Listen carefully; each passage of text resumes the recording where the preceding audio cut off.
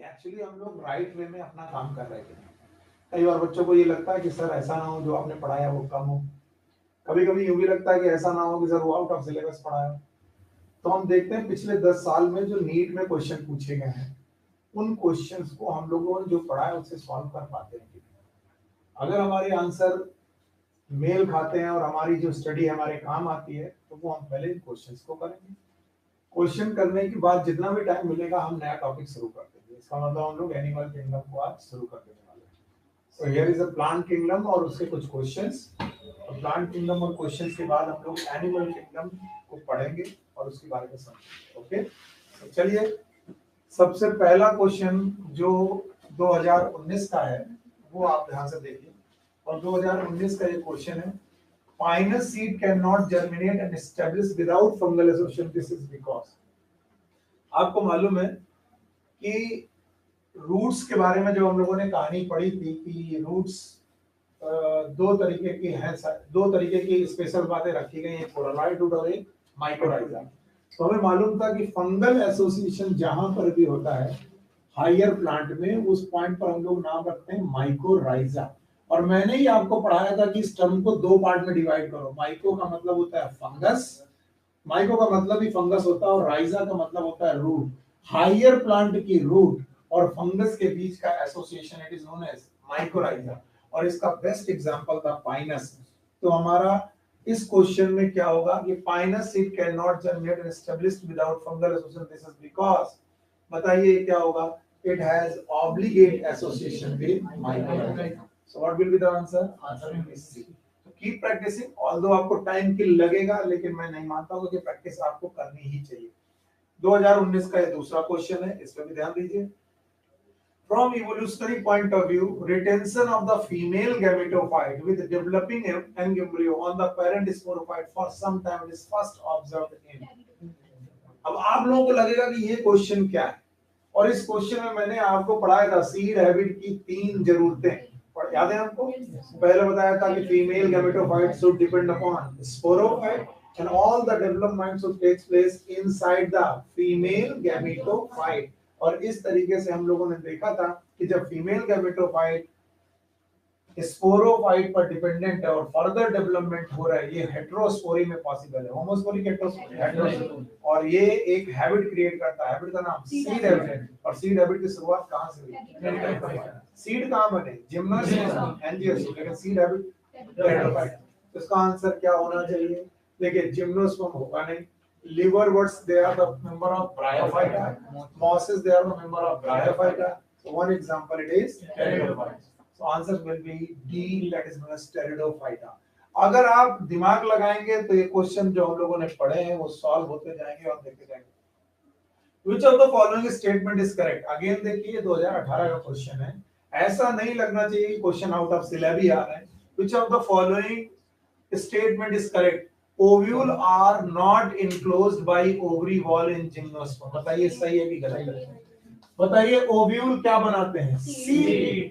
और सीड को के चारों तरफ अगर ओवरी होगी तो क्या बनेगा? फ्रूट। और अगर फ्रूट बना तो बताओ कवर्ड है क्या अनकवर्ड? कवर्ड। और कवर्ड कंडीशन का तो बताओ जिम्नोस्पर्म में ऐसा है कि नहीं? नहीं है। तो इन्होंने बोला it is not enclosed bye. बताइए सही है कि गलत है? सही है। और इन्होंने क्या पूछा है? करेक्ट। पर अगला ऑप्शन भी देख लेना चाहिए। Selaginella is heterosporous while Salvinia is homosporous. Both are heterosporous. Selaginella है Salvinia. Horsetail are gymnosperm. No, they are pteridophyta. पता है horsetail का नाम क्या था? Equus पढ़ाया था मैंने। Equus शब्द कहाँ से लिया गया है? घोड़े से। और Equus शब्द से बना था Equisetum। तो एक horsetail की तरह जो कंडीशन है that is Equisetum. Stem are usually unbranched for both Cycas and Cedrus. अंतर बताओ, साइकस में सेड्रस में। तो आंसर क्या होगा? फर्स्ट आंसर हो गया। देखिए 2018 का क्वेश्चन हो गया आपके सामने, आपको लगना नहीं चाहिए कि क्वेश्चन कहीं गड़बड़ आ तो नहीं रहा सर। चलिए अब ध्यान से देखो, which one is wrongly matched. Wrongly matched क्या है? अब हमें कुछ आइडिया नहीं आ रहा भैया क्या होगा, तो जो जो हमको आता है, जब कभी भी ऑप्शन ऐसे आए जिनमें एक दो ऑप्शन आपको नहीं आते हैं तो आप कोशिश करिए ऐसे क्वेश्चंस को सॉल्व करने के लिए। और इन क्वेश्चन को सॉल्व करने का तरीका है जो आता है उसे समझाते जाओ। यूनिसेलुलर ऑर्गेनिज्म क्या क्लोरेला है? यस। बताइए जेमा कब क्या मार्केंसिया में पाए जाते हैं? Yes. Biflagellate zoospore brown algae में है? यस। ये किसी बच्चे को डाउट हो सकता है, लेकिन मैंने ग्रीन एल्गी में बताए थे 2 से 8 एपिकल इक्वल, याद है? और प्यूमाइसिन में कितने बताए थे? 2 लैटरल अनइक्वल। कौन सा? Brown algae. अब तुम्हें मालूम है ये सही है, ये सही है, ये सही, ऑप्शन एक ही बचा। अब वही रॉन्गली मैच्ड होगा। यूनिफ्लैजलेट गैमीट्स पॉलीसाइफोनिया। कोई बताए what is Polysiphonia? Red algae. और मैंने रेड एल्गी में क्या लिखाया था? हाँ, मोटाइल स्टेट इज रेयर। बताओ रेड एल्गी के 2 एग्जांपल थे, पी स्क्वायर जी स्क्वायर, पॉरफाइरा पॉलीसाइफोनिया, जेलिडियम ग्रेसिलेडियम। और मैंने ये बात लिखवाई थी जब मैंने चैप्टर पढ़ा रहा था, मैं तो बताता था रेड एल्गी में जो मोटाइल स्टेज है वो थोड़ी रेयर है, मोटाइल स्टेज बहुत रेयर है, और इसीलिए इनकी उगैमी का नाम था ट्रू उगैमी और एडवांस उगैमी। देखिए आपके कॉन्सेप्ट अगर सही हो तो आप कैसे पकड़ते हैं क्वेश्चन को, और कॉन्सेप्ट ना हो तो कहीं ऐसा लिखा ही नहीं, बोलोगे एनसीईआरटी के बाहर कहा गया, सर बताओ कहां लिखा है पॉलीसाइफोनिया के बारे में कैसे। तो मैंने आपको बोला था कॉन्सेप्चुअली आपको मालूम होना चाहिए कि रेड एल्गी में मोटाइल स्टेज प्रेजेंट की एब्सेंट एब्सेंट। तो भाई 2018 का क्वेश्चन होगा, 2017 का क्वेश्चन है, इस क्वेश्चन को भी आप सॉल्व करिए। An example of colonial algae, it is Walvox। बताओ यूलोथ्रिक्स कैसा है? Filamentous। Spirogyra filamentous, it is unicellular। तो बचा कौन? Walvox। आंसर हो गया Walvox। अब देखिए कितना सिंपल एनसीईआरटी से क्वेश्चन आ रहे हैं और हम दुनिया भर की जाने क्या-क्या चीजें पढ़ डालते हैं। Select the mismatch. अब फिर ऐसा क्वेश्चन आया, बताओ साल्विनिया हेटेरोस्पोरस है? यस। इक्विसेटम होमोस्पोरस है? हेटेरोस्पोरस हमें आईडिया नहीं है सर, पता नहीं क्या मालूम। पाइनस है, पाइनस डाइसियस है? नहीं। पाइनस कैसा है? मोनोइसियस। इसका मतलब है ये वाला बंदा कैसा है? मिसमैच। बोथ ऑप्शन में है नहीं, इसका मतलब साइकस डाइसियस होगा। यस। और इसका मतलब इक्विसेटम कैसा है? होमोस्पोरस। याद करो टेरिडोफाइटा में 2 ही लोगों का नाम हेटेरोस्पोरस में था, एक कौन? सेलेरिया और एक साइक्लोपिया। अगर आपका दिमाग सही, मैं फिर कहूंगा क्वेश्चन मुश्किल नहीं होते, मुश्किल होता है जब आप चीजों को बहुत क्लिष्ट करते हो। अगला देखो, zygotic meiosis is the correct term. बताओ व्हाई? बताओ कितने प्रकार की life cycle? 3। One is haplontic, number 2 diplontic, number 3 haplodiplontic. Meiosis कितने प्रकार की? 3। One is zygotic, gametic meiosis, sporic meiosis. Zygotic meiosis कौन? Algae and fungi. अच्छा बताओ gametic meiosis? Angios and gymnos. और बताओ sporic meiosis? Bryophyta and pteridophyta. तो आपने देखा यहाँ पर इन्होंने किससे क्वेश्चन पूछा? Zygotic meiosis the character of. बताओ किसका करेक्टर होना चाहिए? जिनके पास लाइफ साइकिल कैसी हो? हैप्लॉन्टिक। अब बताओ हैप्लॉन्टिक लाइफ साइकिल फ्यूकस में है? ये कैसा है? डिप्लॉन्टिक। फ्यूनेरिया मॉस है हैप्लोडिप्लॉन्टिक। मार्केंसिया क्या है? Bryophyta haplodiplontic. It is haplodiplontic, it is haplodiplontic. Chlamydomonas haplontic. क्या गजब क्वेश्चन था, 2 एल्गी एग्जांपल दे करके। और हमारे हिसाब से algae is always haplontic except Fucus that is diplontic. और बताओ 3 और दे, बोलो एक्टोकार्पस, पॉलीसाइफोनिया। तो अगली बार वो क्वेश्चन पूछेंगे which of the algae form the embryo. बताओ, मैं क्वेश्चन पूछ रहा हूं, इसी क्वेश्चन को मॉडिफाई करो। Which of the algae in this condition form the embryo? Fucus. Why? Because ये एल्गी नहीं है, ये एल्गी है, ये एल्गी नहीं है, तो 2 ही एल्गी बचे। अब बताओ कौन बचा? क्लामाइडोमोनास और फ्यूकस। अब क्लामाइडोमोनास में क्या हो गई? Zygotic meiosis. जाइगोट में अगर मियोसिस हो गई तो एम्ब्रियो नहीं बनेगा, और जाइगोट में मियोसिस नहीं कर रहा कौन? फ्यूकस। तो कुछ तो कर रहा होगा, क्या कर रहा होगा? माइटोसिस। और अगर जाइगोट में माइटोसिस कर रहा तो क्या बनाएगा? कहानी कितना आसान है। अगला क्वेश्चन बोलोगे सर ये भी तो देखो आउट ऑफ कोर्स है, नहीं होगा। अब आप लोग ध्यान से देखते जाओ, आगे बढ़ो। अगला क्वेश्चन है life cycle of Ectocarpus and Fucus respectively. पहले अपने आप को एकदम शांत रखा करो। बताओ एक्टोकार्पस कैसा है? हैप्लोडिप्लॉन्टिक। Fucus is diplontic. क्या ये एल्गी है? क्या ये एल्गी है? बताओ ये कैसा है? और ये वाला? बताओ जबकि मोस्ट ऑफ द एल्गी कैसे होते हैं? हैप्लॉन्टिक। तो आंसर क्या होगा? It is second, haplodiploidic and diploidic. Question को बहुत मुश्किल किया गया लेकिन हुआ नहीं, क्योंकि आप आइडिया रखते हैं क्वेश्चन के बारे में, तभी तो। Conifer are adapted to tolerate extreme environmental condition because of, बताइए क्या होगा? हाँ? बताओ इसमें क्या गलत है? इन्होंने क्या लिखा है? Superficial stomata. सुपरफिशियल स्टोमेटा की संख्या ब्रॉड हार्डी लीफ नहीं, they are leaves. Presence of vessels, vessels presence से कोई दिक्कत नहीं है एक्सट्रीम कंडीशन का। बताओ क्या होगा? थिक। तो भैया बताओ जिम्नोस्पर्म में वेसल होती है कि नहीं होती? नहीं होती। बताओ only plant group which have vessel it is angiosperm. तो ये गलत है, सॉरी ये गलत है, ये गलत है, बाकी केवल कौन सही है बेटा? ठीक है। ये 2016 का क्वेश्चन है। अब आप देखिए 3 सालों में से कोई भी क्वेश्चन प्लांट किंगडम का जो तुम्हें लगता है एनसीईआरटी के बाहर कहने के लिए कुछ लोग बोल देंगे सर वो बताइए पॉलीसाइफोनिया में कहां दिया है, बताइए ना बताइए, लेकिन कॉन्सेप्ट क्या बोलता है? रेड एल्गी जनरली कैसे होते हैं? चलिए अगला क्वेश्चन है 2016 का। इस क्वेश्चन को भी ध्यान से देखिए और जवाब दीजिए। Which one of the following statement is wrong? अब हमें wrong statement ध्यान से देखना है। Algae increase the level of dissolved oxygen in the immediate environment। सही है कि गलत है? सही है। याद करो 50% फोटोसिंथेसिस दुनिया की कौन कर रहा है? Algae। Algae is obtained from red algae। गलत है। एल्गिन किससे था? ब्राउन एल्गी से। और कैरेंजीन किससे था? रेड एल्गी से। ये ऑप्शन गलत है, देखो तुम्हें बेवकूफ बना दिया। Agar agar is obtained from Gelidium and Gracilaria, सही है।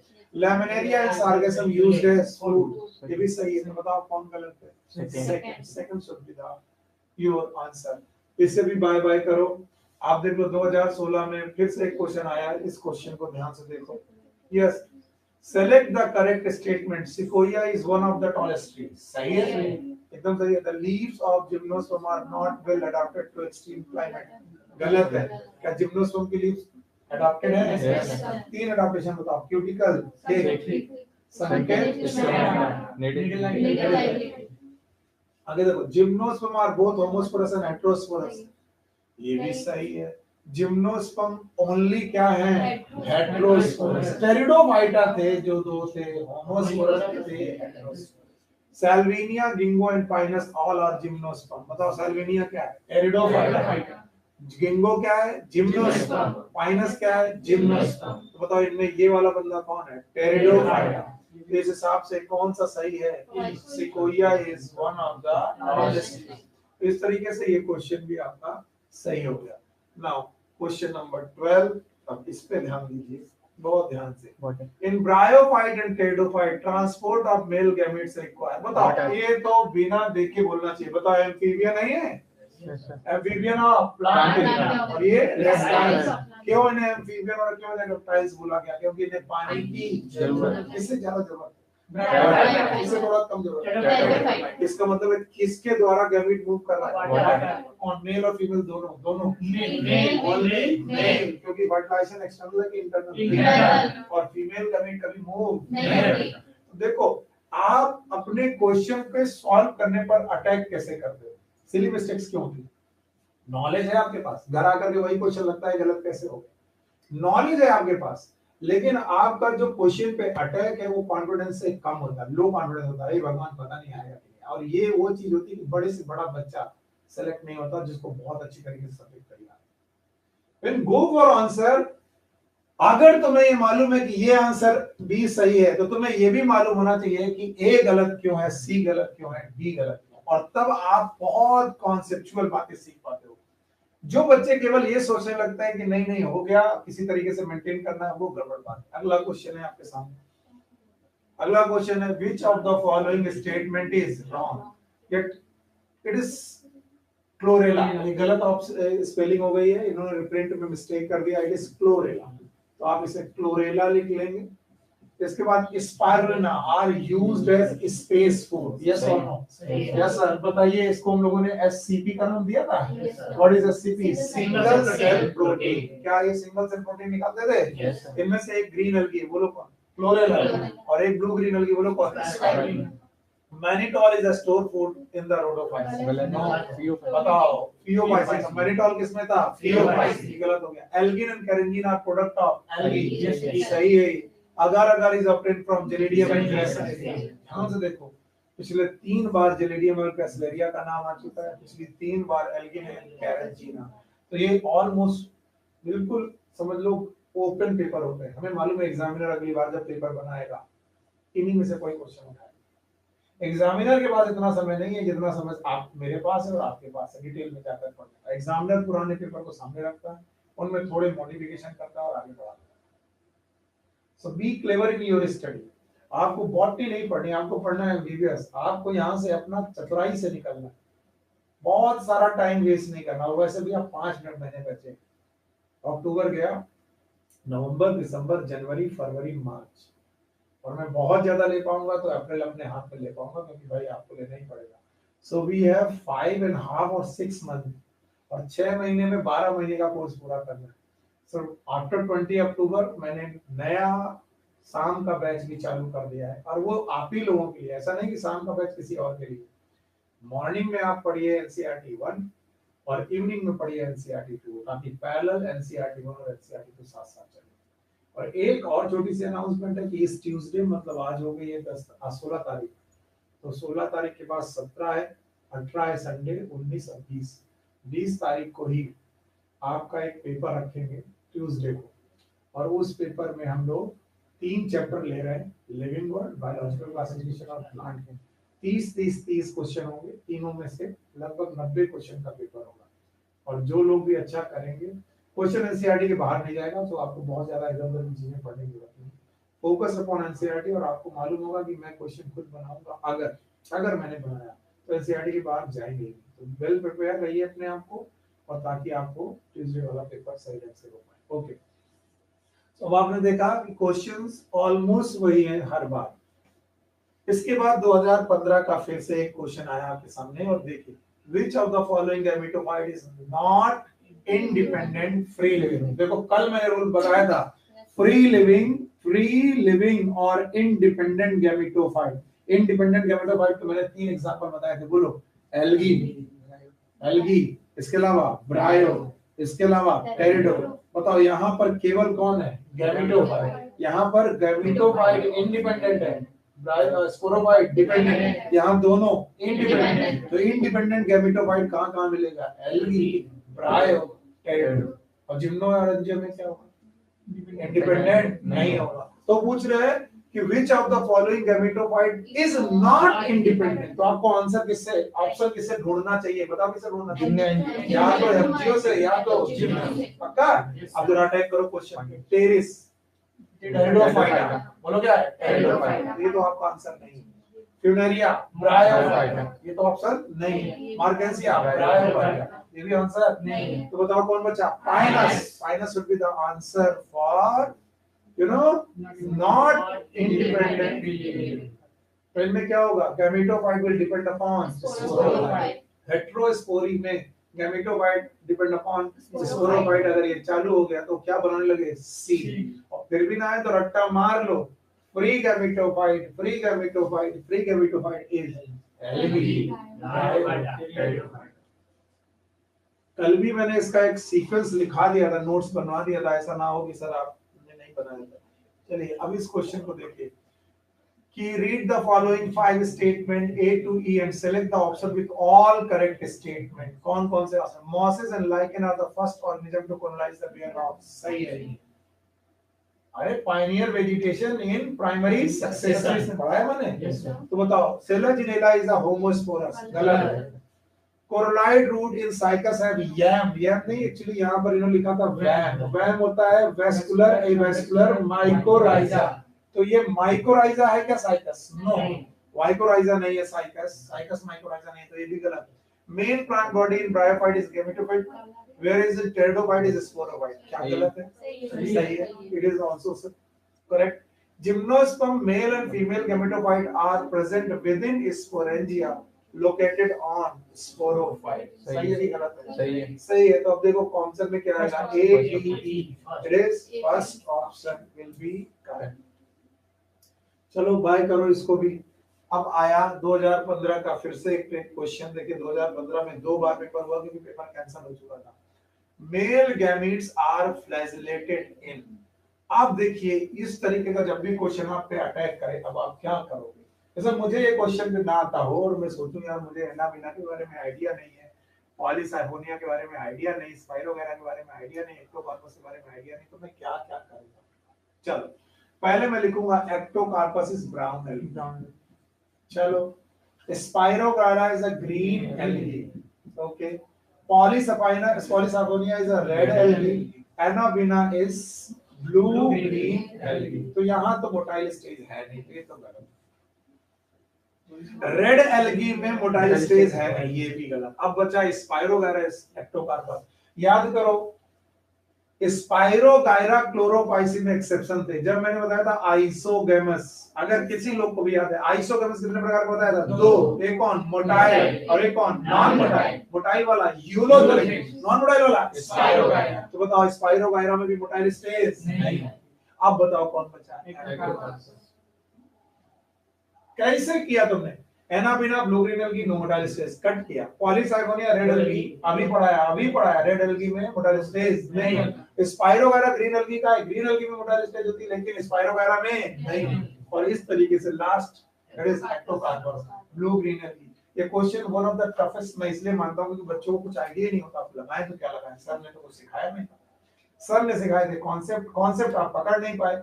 अगर किसी को कॉन्सेप्ट नहीं आता होगा ये क्वेश्चन गलत ही करके आए।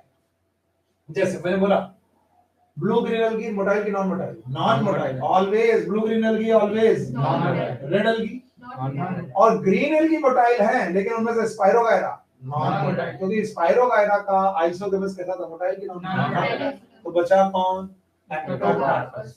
So answer will be Ectocarpus. इसको भी बाय बाय करते हैं। 2015 के बाद एक और क्वेश्चन आया, आप देखिए 2014 में which one of the following is wrong about कारा?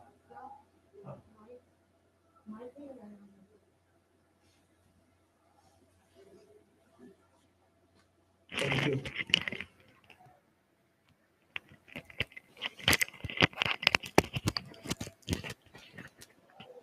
पढ़ ले ये स्पीकर में लगा है। चलो ओके, सो मैं भी मामला गड़बड़ हो गया हो, आगे चलते हैं। अब देखो विच one of the following is wrong about the कारा। अब एक कारा का क्वेश्चन जो है वो एनसीईआरटी 2 के डायग्राम से या फिर एनसीईआरटी के 1 में एक डायग्राम दिया गया वो है।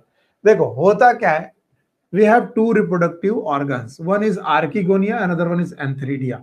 So male reproductive organ जो होना चाहिए, male reproductive organ जो होना चाहिए वो ऊपर होना चाहिए, और फीमेल रिप्रोडक्टिव ऑर्गन आर्किगोनिया है, तो मेल रिप्रोडक्टिव ऑर्गन का गैमीट फीमेल रिप्रोडक्टिव ऑर्गन में आ सकता है। It's a question number 17 I think, question number 17। तो हाँ, तो होता क्या है कि मेल को होना चाहिए ऊपर, बिल्कुल सही है, और फीमेल को होना चाहिए नीचे। ये फीमेल रिप्रोडक्टिव ऑर्गन को नीचे होना चाहिए। Most of the plant kingdom member इसी को फॉलो करते हैं, ज्यादातर प्लांट किंगडम के लोग फॉलो करते हैं। कभी भूल जाना तो पूछना क्यों, क्या कॉन्सेप्ट है सर? अरे भाई फीमेल गैमेट के पास मोटिलिटी नहीं है, मान लो मेल गैमेट मूव कर रहा है तो मेल गैमेट ऊपर से नीचे आएगा, आराम से फीमेल गैमेट पे जा सकता है। मेल गैमेट नीचे हो, गैमेटोफाइट नीचे हो और ऊपर की तरफ गैमेट भेजे तो थोड़ा मुश्किल है। तो ज्यादातर प्लांट किंगडम में मेल ऊपर होता है, फीमेल रिप्रोडक्टिव ऑर्गन नीचे। मेल रिप्रोडक्टिव ऑर्गन का नाम क्या होता है? बोलो क्या नाम होता है? एंथरीडिया। फिर से बोलो एंथरीडिया। और इसका नाम क्या होता है? आर्किगोनिया। अब कारा जो होता है, कारा भैया अकेले मेंबर है जो इसको उल्टा कर देते हैं। कारा जो है इसके उल्टा काम करते हैं। डायग्राम में बुक में बना है, आप लोग डायग्राम देखेंगे। उन्होंने क्या किया है, आर्किगोनिया ऊपर रखी है, सॉरी आर्किगोनिया ऊपर रखी है, आर्किगोनिया ऊपर रखी है और एंथरीडिया नीचे रखी है। इसका मतलब कारा की कहानी यह है जो मैंने बाद में बनाई। पहले वाली जो कहानी है वो नॉर्मल बाकी प्लांट की कहानी है। अब वो क्वेश्चन पूछते हैं विच one of the following is wrong about कारा। कारा के लिए रॉन्ग क्या है बताओ? मेल ऊपर होना और फीमेल नीचे होना, ये कारा के लिए सही है कि रॉन्ग है? रॉन्ग है। तो बताओ what should be the answer? Upper antheridium and lower oogonia. और sorry, I am very much sorry, archegonia word is never go with the go before Bryophyta. I am sorry, very much sorry. It is always oogonia. Yeah, it is always oogonia, beta.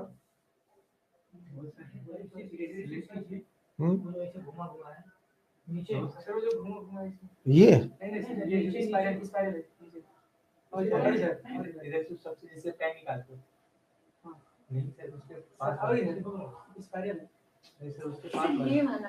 ये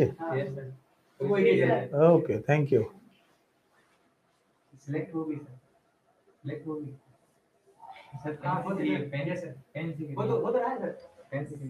ओह, thank you.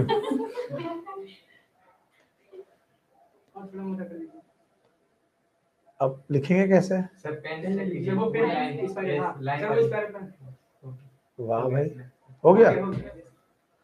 तो कारा, I am very much sorry, female reproductive organ is oogonia. मैं इसे मिटा दे रहा हूं, it is oogonia. और archegonia जो शब्द है वो सबसे पहली बार कहां चालू हुआ? Bryophyta. I am very much sorry, ये पढ़ाते पढ़ाते कई बार गड़बड़ हो जाता है. Oogonia word is in algae and archegonia word is in bryophyta and after that. So याद रखना, तो अपर एंथ्रीडियम और लोअर ऊगोनियम रखना ये नॉर्मल लोगों का काम है. कारा इसे बात नहीं मानता. कारा इसके अपोजिट काम करता है. कारा में ऊपर क्या होती है? ऊगोनिया, और नीचे एंथ्रीडियम. तो भाई बाय बाय करते हैं इस क्वेश्चन को. 2014 के बाद क्वेश्चन आया, which of the following is responsible for peat formation? What is peat? You know that? It is known as sphagnum. आपको मालूम है एक ईंधन होता है हाई कैलोरीफिक वैल्यू को लो कैलोरीफिक, लो कैलोरीफिक. मैंने इसलिए बोला था इनकी इकोनॉमिकल इंपॉर्टेंस बहुत ज्यादा नहीं है. In male gametophyte with the least number, ये क्वेश्चन मैंने क्लास में डिस्कस किया. चलिए, male gametophyte with the least number of cell is present in. Very beautiful question, बहुत सुंदर क्वेश्चन था. क्या आंसर लगना चाहिए? माइनस. पागल हो तुम. It is lilium, because lily is the angiosperm, Liliaceae. और मैंने आपको क्या सिखाया था? जैसे जैसे आप एल्गी से कहां जाएंगे? एंजियोस्पर्म. बेवकूफों, मैंने बोला था जैसे जैसे एल्गी से एंजियोस्पर्म की तरफ जाओगे, कौन रिड्यूस होता जाएगा? गैमेटोफाइट. और कौन मजबूत होता जाएगा? स्पोरोफाइट.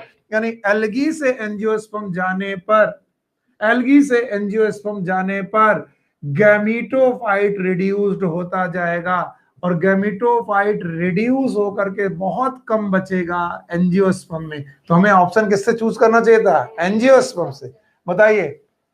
It is Pteris. बताओ ये क्या है? Pteridophyta. Funaria is bryophyta.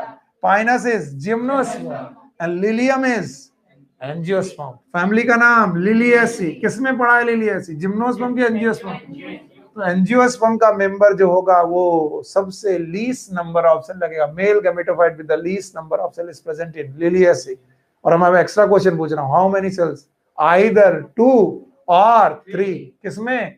Male gametophyte. और मेल गैमेटोफाइट का नाम क्या था? Pollen grain. बोलो क्या नाम? और पॉलन ग्रेन में बड़ी वाली सेल वेजिटेटिव, छोटी वाली जनरेटिव. और छोटी वाली अगर डिवाइड हो गई तो कितने? 2 मेल गैमेट. तो या तो 2 सेल या तो 3 सेल. पाइनस कहने वाले बेवकूफ है. लिलियम तो पिछली बार तुमने तो मुझसे ही पढ़ा था, और लिलियेसी में लिलियम पढ़ा नहीं था, लिली फ्लावर पढ़ा नहीं था. What is your name? Hiten Sharma. घर में क्या बोलता है? शिवम. शिवम. अच्छा, चलो कोई बात नहीं. हमारे घर में कई लोग ऐसे हुआ करते थे जिनको शॉर्ट फॉर्म में बोल देते थे. होता क्या, किसी ने नाम रखा संदीप, घर में बोलते हैं सैंडी. बोले वे संदीप तो नाम सुना था लेकिन सर सैंडी नहीं सुना था. वही हालत है तुम्हारी कि सर लिली तो सुना था, लिलियम नहीं सुना था. ओके, इट्स ओके बच्चे. Lilium, it is Liliaceae. Okay, now the next question. Male gametophyte the least number of cell present in. Again वही क्वेश्चन है जो बार बार हम लोग देख रहे हैं. 2 बार शायद प्रिंट हो गया, हटा दो इसको, या फिर वही था. My goodness. ओके, 20. अगला question. Select the wrong statement. In oomycetes, female gamete is smaller and motile, while male gamete is larger and non-motile. Oomycetes का मतलब it is female gamete is smaller and male gamete. कभी भी female gamete smaller नहीं हो सकती. Male gamete ही हमेशा क्या होगा, स्मॉलर। तो ये रॉन्ग स्टेटमेंट हो गया, पहला ही ऑप्शन होगा जो रॉन्ग स्टेटमेंट है। Chlamydomonas exhibits both isogamy and anisogamy, fucus so oogamete, सही है। Isogamete are similar in structure, function and behaviour, and isogamete differ either in structure and function. मैंने बोला था बुरा कितना भी लगे हम लोग मेल हैं, लेकिन पूरा नेचर में कौन बड़ा है, फीमेल। अब हम लोग पढ़ते हैं ह्यूमन बीइंग है, हम ही लोगों ने अपनी स्टडीज बनाई है, तो हमें बुरा लगता है कि नहीं फीमेल ऐसा बड़ी नहीं हो सकती, नहीं, हमेशा मदर नेचर ने मदर क्वालिटी किसे दी है, फीमेल को, and female is always larger in every structure. So याद रखना, isogamous condition with non flagellate gametes, बताओ क्या होगा, isogamous condition with non flagellate यानी नॉन मोटाइल आइसोगेमस, बोलो कौन होगा, स्पाइरोगायरा। अब देखो स्पेलिंग गलत है, स्पाइरोगायरा। तो याद रखना ये क्वेश्चन अभी अभी तुमसे डिस्कस किया था मैंने, बताओ यहीं पर होता आइसोगेमस विथ फ्लैजलेटेड गैमीट्स, बताओ क्या होता, Chlamydomonas, because Volvox is oogamous, Fucus is oogamous, it is isogamous motile, it is isogamous non motile। So by, इस क्वेश्चन को भी हम लोग बाहर करते हैं। मोनोइसिस प्लांट ऑफ कारा, सो अगेन कारा का क्वेश्चन, बिना देखे बताओ, बिना देखे क्वेश्चन को बताओ क्या होना चाहिए, कारा में क्या होना चाहिए,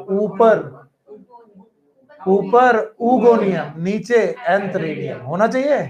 हाँ, तो अब देखो ये आंसर कहां लिखा है, upper oogonium and lower antheridium on same plant. बताओ ये क्वेश्चन कितनी बार पूछा गया, 2 बार। तो अब आप देखना एक ही तरीके के क्वेश्चन को बार बार पलट पलट के पूछते हैं। Now read the following statement and answer the question which follows them. Liverworts, mosses and ferns, ये फर्न्स है, गैमेटोफाइट आर फ्री लिविंग। बताओ इसको बिना देखे, इस सेंटेंस को पढ़े बिना देखे, फ्री गैमेटोफाइट कितनी जगह पढ़ाए थे, 3। Number 1 algae, Bryophyta, liverwort is Pteridophyta, no Bryophyta, कुछ भी बुलवा लो बेवकूफों से, moss is Bryophyta, fern is Pteridophyta. बताओ ये गैमेट टेरिडोफाइटा में, ब्रायोफाइटा में फ्री लिविंग गैमेटोफाइट है, यस सही है।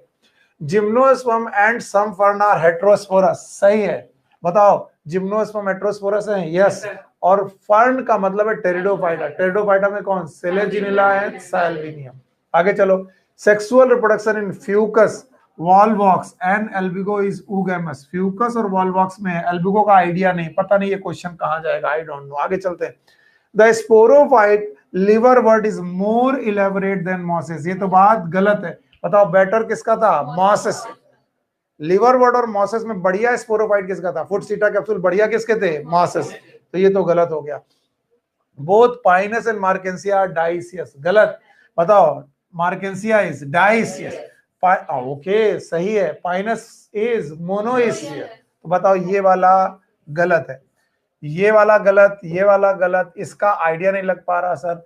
अब हम लोग ऑप्शन देखते हैं, how many of the above statement are correct. बताओ पहला स्टेटमेंट सही है, बताओ दूसरा स्टेटमेंट सही है। आई थिंक इस क्वेश्चन का आंसर मैं देख लेता हूं, 23 क्वेश्चन का आंसर दिया गया है ए का मतलब 3 का मतलब है this is incorrect, this is incorrect, इसका मतलब एल्बुगो भी क्या कर सकता है, oogamous, and that's why these 3 statement are right one। okay, you got my point, good। आगे बढ़ो, आगे चलो। Syngamy can occur outside the body of the organism in, बताओ फर्टिलाइजेशन एक्सटर्नल कहां पर होता है, पता ही नहीं बेवकूफों। सिंगैमी का मतलब फर्टिलाइजेशन, आउटसाइड द बॉडी मतलब बाहर, फर्टिलाइजेशन फर्टिलाइजेशन बाहर का मतलब इंटरनल के एक्सटर्नल। बताओ algae external, fungi may be internal may be external, most of the time internal. अच्छा Bryophyta internal, Pteridophyta internal, gymnosperm. तो बताओ हमें आंसर कहां से चूज करना है, algae. So algae is external, ये इंटरनल, ये फर्म्स बार बार लिख रहे हैं, फंड्स है, और मॉसेस इंटरनल। तो ये ऑप्शन हो गया एल्गी। बाय बाय करते हैं हम लोग। अच्छा बताओ एल्गी में भी कौन सा एल्गी ऐसा है, no, which form the internal fertilization, oogamous variety, कौन सी वैरायटी, oogamous फियोफाइसी का। इसके अलावा स्पाइरोगायरा, इसका मतलब हमारे गुरुदेव से पढ़ के कुछ लोग आ रहे हैं, स्पाइरोगाइवा भी इंटरनल, हाँ वो मैंने पढ़ा था, इंटरनल फर्टिलाइजेशन किया था। और इसके अलावा मैंने बोला था ऊगैमस वैरायटी में भी फर्टिलाइजेशन किसके अंदर होता है, ऊगोनियम के अंदर। चलो भाई अगला क्वेश्चन, इसको भी ध्यान से देखो। What is common in all the three? Funaria, Diapteris, Ginkgo. पहले इनको समझने की कोशिश करो। Funaria is Bryophyta, Diapteris is Pteridophyta। तो आगे लिखते जाओ, Bryophyta, Pteridophyta, Ginkgo is Gymnosperm। इन तीनों में क्या कॉमन है, यानी तीनों में, यानी जो Bryophyta, Pteridophyta, Gymnosperm तीनों में लगता हो, प्रेजेंस ऑफ आर्किगोनिया। सही है, ब्रायोफाइटा के बाद आर्किगोनिया शुरू हो गई थी, उसके पहले आर्किगोनिया नहीं। वेल डेवलप्ड मस्कुलर टिश्यू नहीं, यहाँ मस्कुलर टिश्यू नहीं है, यहाँ पर है, यहाँ पर है। इसका मतलब इंडिपेंडेंट गैमेटोफाइट। याद रखना, यहाँ इंडिपेंडेंट है, यहाँ है, और यहाँ नहीं है। इसके बाद इंडिपेंडेंट स्पोरोफाइट, ब्रायोफाइटा में इंडिपेंडेंट स्पोरोफाइट। इसका मतलब पहला ऑप्शन कौन सा है, आर्किगोनिया। एंड दैट्स व्हाई मैंने इतनी बार सॉरी बोला था कि आर्किगोनिया शब्द ही कहां से चालू हुआ है, ब्रायोफाइटा। और ब्रायोफाइटा के बाद सबके पास क्या होगा, आर्की, उसके पहले ऊगोनियम। बहुत इंपॉर्टेंट क्वेश्चन है, कभी ना कभी घुमा फिरा कर ये तुमसे पूछा ही जाएगा। अगला क्वेश्चन 26 है, इस पे भी ध्यान दो और जो भी आपको समझ में आ रहा हो बताओ। विच one of the following is wrongly matched. देखो भैया, स्पाइरोगायरा मोटाइल गैमीट दोबारा आ गया, बताओ स्पाइरोगायरा मोटाइल की नॉन मोटाइल। तीन जगह मैंने बताया, रट्टा मालो, Rhodophyceae non motile, blue green algae motile, but spirogyra non motile. तो इसका मतलब है बाकी सब सही होंगे। सारगेसम, क्लोरोफिल, नॉस्टॉक, वाटर ब्लूम क्योंकि ये ब्लू ग्रीन एल्गी है, और बेसिडियोमाइस्टीस पफ बॉल। तो सही है, ये भी सही है। आगे बढ़ जाओ। The plant body is thalloid. देखिए प्रिंटिंग मिस्टेक बहुत हो सकती हैं, क्योंकि ये क्वेश्चन जहां से प्रिंट होते हैं वो लोग बायोलॉजी नहीं जानते, वो थोड़ी बहुत टाइपिंग जानते हैं, इस वजह से गड़बड़ हो जाता है। बताओ, the plant body is thalloid, thallus like मतलब there is no root, no stem, no leaf. बताओ, फ्यूनेरिया में have root like, stem like, leaf like. Marchantia liverworts है, ये थैलस बॉडी रखता था, याद है। इसके बाद Salvinia is Pteridophyta, root stem leaf. Sphagnum is moss, root like, stem like, leaf. तो प्योर थैलस लाइक बॉडी किसकी है, मार्केंस। एक और एग्जांपल बताओ, रेक्सिया। यस, इसको भी बाय बाय करते हैं हम लोग। अब आया, which one of the following is common to multi cellular fungi. चलो भाई इस क्वेश्चन को समझते हैं। Multi cellular fungi, filamentous algae and protonema of mosses. तीन चीजें बता रहे हैं। मल्टी सेलुलर फंजाई वही काम करना चाहिए, फिलामेंटस एल्गी वही काम करना चाहिए, प्रोटोनिमा भी वही काम करना चाहिए। मल्टीप्लीकेशन बाय फ्रेगमेंटेशन, क्या फंजाई फ्रेगमेंटेशन करते हैं, क्या एल्गी फ्रेगमेंटेशन करते हैं, क्या प्रोटोनिमा फ्रेगमेंटेशन करते हैं। चलो किसी को याद है प्रोटोनिमा में स्पोर जब जर्मिनेट होता है तो प्राइमरी बनता है कि सेकेंडरी, प्राइमरी, फिर फ्रेगमेंटेशन होकर सेकेंडरी, फिर लेटरल बड से इरेक्ट, याद है। तो इस तरीके से आगे चलो, पहली क्लास में पढ़े हो, समझ में आ रहा है। ओके, बड़ा मुश्किल हो जाता है जब अचानक लोग बैठते हैं फिर कहते हैं पता नहीं क्या बकबक किए जा रहे हैं सर। अब चूंकि हम लोग प्रोसेस में क्वेश्चन करना बहुत जरूरी है। वो लाइव क्लास चल रही है, तो वो तो फिर मंडे से ही ज्वाइन करना चाहिए यहाँ पर। आगे चलो। Which one of the following is correct statement. Pteridophyta gametophyte has protonemal and leafy stage. सही की गलत? गलत, क्योंकि बेटा प्रोटोनीमा और लीफी स्टेज किसमें थी, ब्रायोफाइट।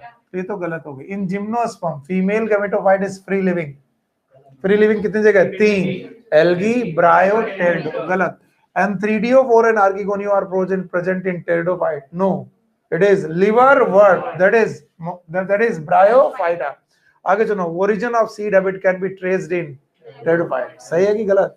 बताओ। Homosporous, heterosporous. कितने बढ़िया बच्चे हो। अभी तो ऐसा लग रहा है जैसे सब आता है आपको, फिर वही पेपर जब आता है तो इन्हीं क्वेश्चन को, यही है ऑल इंडिया के क्वेश्चन।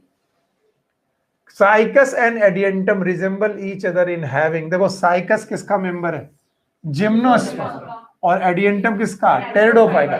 तो अब आपको देखना है ऐसी बात जो जिम्नोस्पर्म और टेरिडोफाइटा दोनों में लागू होती हो। बताओ सीड्स, गलत है।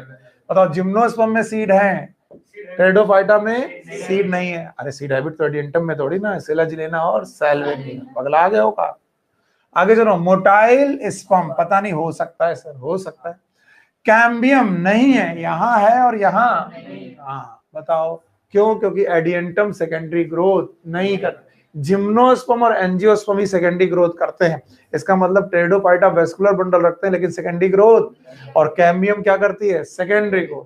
अब बची वेसल्स। वेसल्स तो ना तो जिम्नोस्पर्म में है ना तो टेरिडोफाइटा में। वेसल्स कहां पर है? एंजियोस्पर्म। तो बताओ बचा कौन? Motile sperm should be the answer. क्या साइकस का स्पर्म मोटाइल है? यस, ऑल्दो उनके पास पॉलन ग्रेन है और पॉलन ग्रेन के अंदर गैमीट है। और ये क्वेश्चन मैंने आपको चिल्ला करके बोला था कि पूरे प्लांट किंगडम में सबसे बड़ा gamete cycas, and that is motile. Even वो पॉलन ग्रेन के अंदर है तब भी वो गैमीट कैसा है? मोटाइल। तो ये बहुत खतरनाक क्वेश्चन है, कभी ना कभी दोबारा रिपीट होगा। Which one of the following is wrongly matched? Again wrongly matched देखना है भाई। देखते हैं जो हमें आता है वो मालूम होना चाहिए। मस्टर्ड सिनर्जिट्स, ये कैसा मैचिंग है? मस्टर्ड इज जिम्नोस्पर्म की एंजियोस्पर्म? एंजियोस्पर्म। और एंजियोस्पर्म में एक अपरेटस में सिनर्जिट्स, सही है। Viroids RNA, high molecular weight की लो मॉलिक्यूलर? Low molecular. टियोडाइनर याद है? Salvinia prothallus, no. हेट्रोस्पोरी में प्रोथैलस नहीं था, होमोस्पोरी में क्या था? प्रोथैलस। तो ये तो गलत है। अब बची आर्कीगोनिया, किसमें? गिंगो में। मैंने बोला था ब्रायोफाइटा के बाद सब लोग आर्कीगोनिया रखते हैं, सही की गलत? सही। बताओ गलत कौन हो गया? Salvinia prothallus. इस क्वेश्चन में क्या गलती है फिर से बताओ? टेरिडोफाइटा कितने प्रकार के? दो। वन इज होमोस्पोरस, दूसरा हेट्रो। हार्ट शेप्ड प्रोथैलस बनाना किसका काम था? होमोस्पोरस। इसीलिए मैंने लाइफ साइकिल दो बार पढ़ाई थी, एक बार होमोस्पोरस, दूसरी हेट्रोस्पोरस। और बताओ हेट्रोस्पोरस में प्रोथैलस नहीं बन। तो इस तरीके से प्रोथैलस साल्विनिया का काम नहीं है। बाय बाय कर लो इनको भी। चलो भाई, ये क्वेश्चन भी गया। Now again one question more. Read the following 5 statement and answer and ask to them.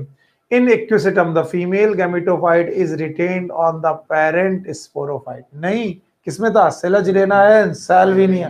क्यों? क्योंकि वो हेट्रोस्पोरस थे। और इक्विसेटम के बारे में क्या बोला था? होमोस्पोरस। अभी क्वेश्चन पूछा जा चुका पीछे, इक्विसेटम क्या था? होमोस्पोरस। ये तो गलत हो गया भाई। गिंगो, male gametophyte is not independent, में भी सही है, में भी सही है। क्यों? क्योंकि गिंगो क्या है? पाइनस है, और पाइनस में क्या मेल गैमेटोफाइट शुरुआत में डिपेंडेंट होते हैं? यस। आगे चलो, sporophyte in Riccia is more developed than Polytrichum. गलत है, क्योंकि Riccia is liverworts and Polytrichum is moss. तो बताओ किसका ज्यादा डेवलप? मॉस का। किसका कम? लिवरवर्ट्स का। और इन्होंने बोला क्या? Sporophyte in Riccia is more developed. तो बताओ सही की गलत? गलत। Sexual reproduction in Volvox is oogamous, isogamous. यहां पर क्या लिखा? आइसोगेमस। वैसे क्या होता है? oogamous। चलो कट करो। The spore of slime mould lack cell wall. गलत। बताओ स्पोर्स में क्या सेल वॉल होती है? यस। और कैसी? Cellulosic. How many of the above statement are correct? How many? 1, that is D option. इसके अलावा कोई ऑप्शन नहीं। आगे कट करो, आगे बढ़ो। How many organism in the list given below are autotroph? देखते हैं कितने लोग इस क्वेश्चन को सॉल्व कर पाएंगे। Lactobacillus autotroph, it is heterotroph. Nostoc, Chara, Nitrosomonas, chemo autotroph. Okay, Nitrobacter autotroph, Streptomyces heterotroph, Saccharomyces heteromorph, it is yeast. Trypanosoma heterotroph, Porphyra autotroph, Wolffia autotroph. किनो 1 2 3 4 5 6। फिर से एक बार, लैक्टोबैसिलस दूध से दही बनाने वाला बैक्टीरिया। कुछ लोगों को ये ऑटोट्रॉप लगता है, वो बेवकूफ है। नॉस्टॉकिस साइनोबैक्टीरिया, ये ऑटोट्रॉप है। कारा इज ग्रीन एल्गी, ऑटोट्रॉप है। नाइट्रोसोमोनास, नाइट्रोकोकस और नाइट्रोबैक्टर नाइट्रीफाइंग बैक्टीरिया है, chemo autotroph.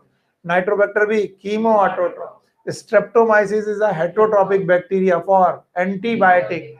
Saccharomyces is yeast. बताओ ऑटोट्रॉप क्या हेटरोट्रॉप? हेटरोट्रॉप because it is a fungus. Trypanosoma is a protozoa animal. याद है? And now the Porphyra is autotroph. And Wolffia is the smallest angiosperm. It is autotroph. Actually Wolffia के बारे में थोड़ा doubt है क्योंकि कुछ बुक्स इसे पैरासिटिक लिखती हैं. सो इस क्वेश्चन को वैसे तो कुछ बुक्स इसे पैरासिटिक एंजियोस्पर्म लिखती हैं, लेकिन अपनी बुक ने इसको ऑटोट्रॉपिक मांगा है, तो that's why 33 question number 33 C, that is 6. Okay, तो अगला क्वेश्चन देखने के पहले हम इन सारे ऑप्शंस को सही मानते हैं. चलिए, so next question, the gametophyte is not independent free living generation. वही क्वेश्चन कितनी बार पूछा है बताओ. इंडिपेंडेंट कहाँ? एल्गी, ब्रायो, टेडो. और यहाँ पर क्या पूछा है? Not independent. कहां से ढूंढना पड़ेगा? जिम्नो एंड जी. बोलो. Polytrichum is bryophyta, Adiantum is Pteridophyta, मार्केंसिया is Pinus. तो आंसर शुड बी, समझ गए? पाइनस हो गया, ये आंसर हो गया. आगे बढ़ते हैं हम लोग. अगला question, compared with the gametophyte of the bryophyta, gametophyte of the vascular plant tend to be. बताओ, gametophyte of bryophyta. क्वेश्चन ध्यान सुनो. And the gametophyte of vascular plant, pterido, gymno, angio. बताओ किसका हाईली रिड्यूस्ड होगा? Angio. और किसका ज्यादा develop होगा? ब्रायो. तो ब्रायो, टेडो, जिम्नो, एंजियो में सबसे ज्यादा डेवलप, भूल गए, ब्रायो, टेरिडो, जिम्नो और एंजियोस्पर्म में गैमेटोफाइट सबसे ज्यादा डेवलप ब्रायोफाइटा का. उसके बाद सबसे खराब एंजियोस्पर्म. तो जैसे जैसे एंजियोस्पर्म की तरफ चलोगे बताओ खराब होता जाएगा. यस. तो बताओ, compare with the gametophyte of the bryophyte, the gametophyte of the vascular plant. Vascular plant के गैमेटोफाइट क्या होते जाते हैं? Smaller and have to smaller sex organ. बताओ कौन सा ऑप्शन? डी. एंजियोस्पर्म में जनरेटिव सेल क्या एक्चुअली एंथ्रीडिया है कि बेटा रेमिनेंट है? रेमिनेंट. इसका मतलब सेक्स ऑर्गन बहुत लार्ज होगा कि बहुत स्मॉल? बहुत इतना स्मॉल कि कितनी सेल के बच्चे? Single cell. सो इस तरीके से हम लोगों ने इसको भी बाय बाय किया. And now the question number 36, archegoniophore is present in Marchantia. आगे बढ़ो, क्वेश्चन सॉल्व करते जाओ. A prokaryotic autotrophic nitrogen symbiont is, पता नहीं sir. A prokaryotic autotrophic nitrogen symbiont found in, बताओ, एल्नस, फ्रैंकिया. वेरी गुड, बहुत सही शब्द दिया. Frankia is a bacteria. It is prokaryotic but not the autotrophic. तो ये आंसर नहीं होगा. साइसर, इसका मतलब चना. चने में कौन होता है? राइजोबियम. बोलो कौन होता है? राइजोबियम. और Rhizobium is prokaryotic but not the autotrophic. तो ये भी गलत. Pisum is again, it is pea family, Fabaceae. इसमें भी कौन? राइजोबियम. और Rhizobium is prokaryotic but not autotrophic. Prokaryotic autotrophic कौन होते हैं? Blue green algae. बताओ कौन? साइकस. कौन होता है? नॉस्टॉक. बोलो कौन होता है? तो नॉस्टॉक. कौन सी रूट? Coralloid root. और कोलोराइड रूट में क्या होता है? Nitrogen fixation. तो आंसर शुड बी बी. समझ में आया? अगर इस क्वेश्चन को फिर से देख लो, एल्नस में फ्रैंकिया जो बैक्टीरिया रखता है, यहाँ बैक्टीरिया, साइकस में साइनोबैक्टीरिया. और question should be prokaryotic autotrophic. तो प्रोकैरियोटिक ऑटोट्रोपिक का मतलब हमने कौन सा मेंबर चाहिए? साइनोबैक्टीरिया. आगे आइए भाई, नेक्स्ट क्वेश्चन देख के बताइए. पहले डायग्राम के क्वेश्चन आते थे, इधर कुछ सालों से डायग्राम के क्वेश्चन नहीं आ रहे. बताइए डी क्या है? राइजोइड. बताओ सी क्या है? जेमा. हाँ, बताओ ए क्या है? या तो एंथ्रीडियोफोर या तो आर्कीगोनियो. और बी क्या है? थैलस. पता लगाओ क्या है. पहले तो डी देखो क्या है. D should be rhizoid. कहां पर है ऑप्शन? फर्स्ट और थर्ड. अच्छा, सी शुड बी जेमा फर्स्ट. तो ए शुड बी आर्कीगोनियोफोर, फीमेल थैलस, जेमा कफ, राइजोइड.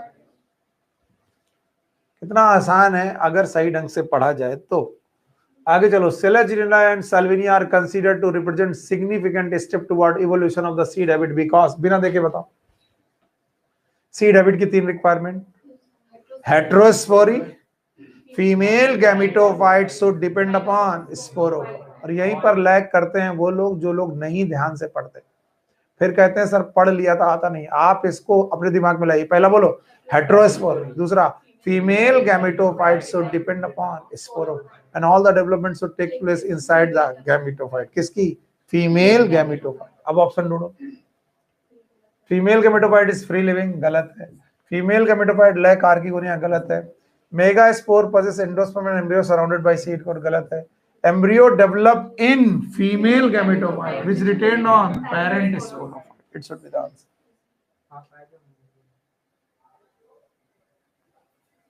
No. इतना अगर इंपॉर्टेंट है तो आप यहां से उठिए।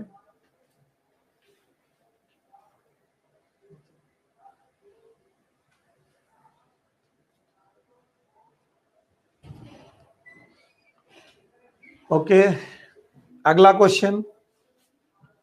Consider the following four statements whether they are correct or wrong. The sporophyte in liverwort is more elaborate than in mosses. कितनी बार पूछा गया है, सही है कि गलत है? गलत है, क्योंकि liverworts का sporophyte जो होगा वो less develop होगा और mosses का more. The salvinia is heterosporous, सही है। The life cycle in all seed bearing plant is diplontic. No. Yes, gymnosperm and angiosperm are diplontic and the seed bearing plant are only gymnosperm and angiosperm. सही है, एकदम सही है। In the pinus, male and female cones are born on different trees. गलत है, it is same tree. Answer क्या होना चाहिए? B and C. ओके, तो 10 क्वेश्चन और बचते हैं, थोड़ा पेशेंस रखिए, उन्हें भी देखते हैं और नया चैप्टर शुरू करते हैं। Algae have cells made up of, cell wall होना चाहिए ये भाई। Algae have cell wall made up of cellulose, hemicellulose and pectins. So ये ऑप्शन नंबर डी होगा। मे बी मिसप्रिंट की वजह से कई बार हमें गड़बड़ करना पड़ जाता है। Male and female gametophyte are independent and free living. कितनी बार पूछा गया क्वेश्चन है, बताओ इंडिपेंडेंट फ्री लिविंग कहाँ होगा? एल्गी, ब्रायो, बताओ mustard is angio, castor is angio, Pinus is gymno, Sphagnum is bryo. तो आंसर क्या होगा? ब्रायोफाइट। आगे बढ़ो। Which of the following is monoecious? Markensia is dioecious. Cycas is dioecious. Male cone और female cone अलग अलग। Pinus is monoecious. Date palm is dioecious. तो इनको भी करो, आंसर क्या होगा? हाँ? Which of the following is monoecious? It is Pinus. ठीक है भाई, आगे चलो। ये भी देख लो। अब आपके सामने जो डायग्राम है, it is horsetail. यही बनाई थी मैंने, एक के सेटअप। So C ऑप्शन अभी देखते हैं। A, B, C, D is the following option. A, B, C, D are correct. So where is A? Maybe. अच्छा यही होंगे। इसको A मानना पड़ेगा, इसको B मानना पड़ेगा, इसको C मानना पड़ेगा, उसे D।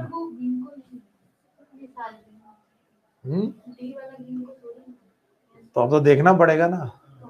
तो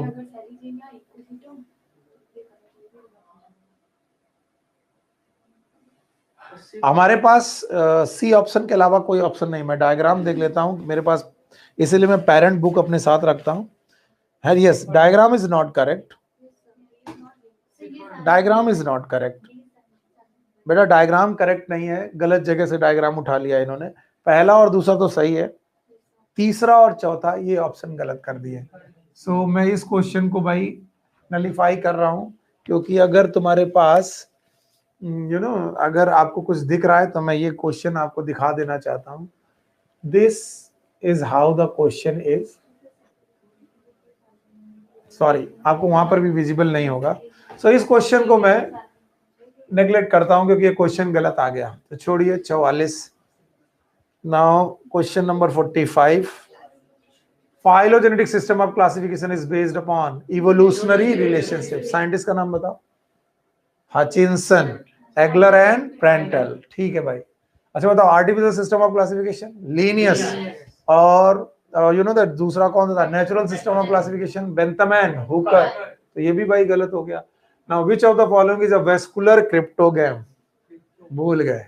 वाह मेरे बच्चे, इसी को पढ़ाने के लिए मैंने क्रिप्टोगैम। बताओ, Ginkgo is gymnosperm, Marchantia is Bryophyta, Equisetum is Pteridophyta, Cedrus is gymnosperm. तो बचा कौन? Pteridophyta. And Pteridophyta is consider as vascular cryptogam. Actually इसी को पढ़ाने के लिए मैंने तुमको कॉन्सेप्ट सिखाया था। आगे, mannitol is the stored food in Phaeophyceae, brown algae. बताओ, Porphyra is red algae, Gracilaria is red algae, Chara is green algae. Answer should be Fucus. आगे बढ़ो। Which one of the following consider important in the development of seed? बोलो क्या? Heterospory. तीन चीजें बताओ।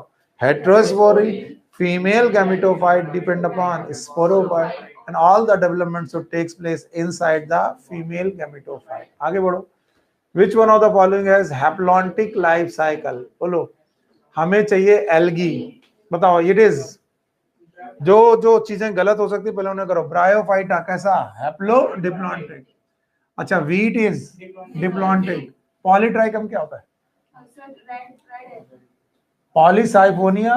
Polytrichum is bryophyta, haplo diplontic. बचा कौन? अस्टिला, it is haplontic, fungus. और मैंने बोला था दो लोग हैं, यहां से फंस गया, एक एल्गी और एक फंगस, जो क्या करते हैं? Haplontic life cycle.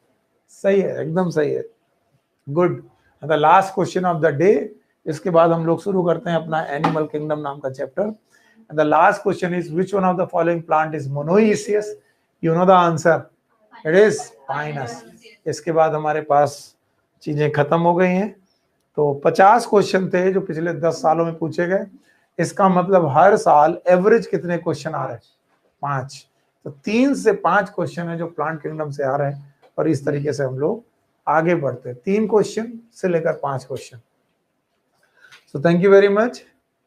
अब कुछ लोग सोच रहे थे कि आज केवल क्वेश्चन कराएंगे सर, पर तुम जानते हो टाइम हम लोग वेस्ट कर नहीं सकते। क्यों वेस्ट नहीं कर सकते? क्योंकि टाइम हमारे पास अभी है भी नहीं। सो इस टॉपिक को मैं इन्हीं क्वेश्चन के बाद शुरू करता हूं। And the topic is plant kingdom, sorry, it is animal kingdom.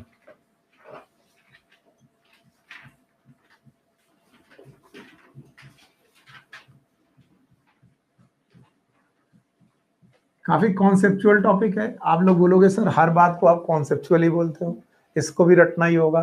मैंने बोला विज्ञान में केवल, साइंस में केवल नाम रटते हैं, कॉन्सेप्ट नहीं। जैसे ओम्स लॉ में ओम्स का तो नाम आपको रटना ही पड़ा होगा। आप फिजिक्स तो आप बड़ा कॉन्सेप्चुअल मानते हो कि फिजिक्स से ज्यादा कॉन्सेप्ट कुछ नहीं, तो मैं बोलूंगा ओम्स में क्या कॉन्सेप्ट है? ओम तो नाम है ना। किरचॉफ्स में क्या कॉन्सेप्ट है? सो यहाँ पर कुछ जानवरों के नाम है जो लर्न करने, otherwise there is concept everywhere. तो यहां पर भी आपको कॉन्सेप्ट है। एनिमल किंगडम टोटल पढ़ाने के पहले मैं आपका ध्यान खींचना चाहूंगा अगेन, वंस अगेन, क्योंकि मैं हर बार विटेकर का 5 किंगडम जरूर आपके सामने रखता हूं। So here is a Whittaker's 5 kingdom classification. और मेरे बच्चे, अगर तुम ये चीजें अपने मन में रखते हो, धीरे धीरे बेसिक बातें रखते हो, तो कभी हारने वाले नहीं। पहला कौन हो गया भाई? Monera, thank you very much. दूसरा कौन हो गया? प्रोटिस्टा। तीसरा हो गया फंजाई। चौथा हो गया प्लांट। और पांचवा हो गया animal.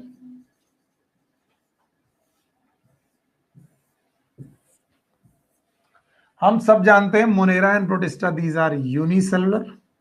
Fungi, plant and animal, they are multicellular.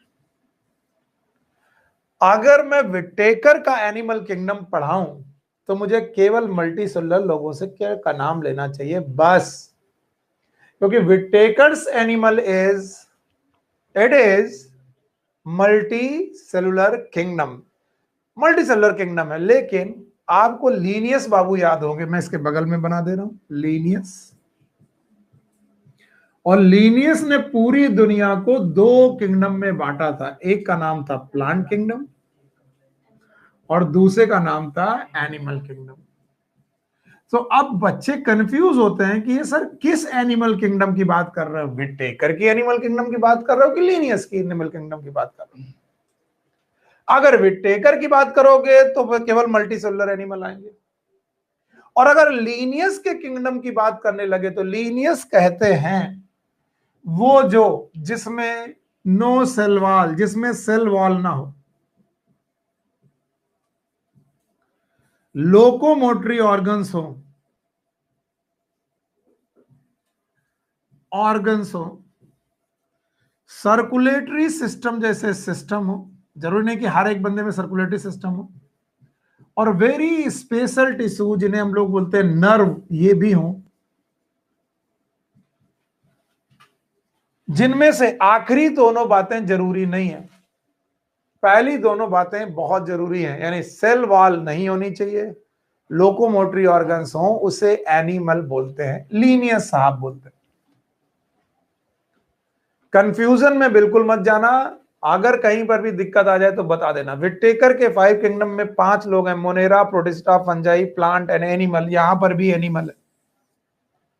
Linnaeus के किंगडम में भी 5 की जगह 2 है, लीनियस में एक कौन है, प्लांट किंगडम, और दूसरा कौन, एनिमल किंगडम। लीनियस उसे एनिमल कहते हैं जो सेल वॉल रखता हो और लोकोमोटरी ऑर्गन रखता हो, उनको इस बात से परवाह नहीं कि बंदा यूनिसेलुलर है कि मल्टीसेल। और लीनियस के किंगडम में प्रोटोजोआ भी एनिमल माने जाते हैं, प्रोटोजोआ।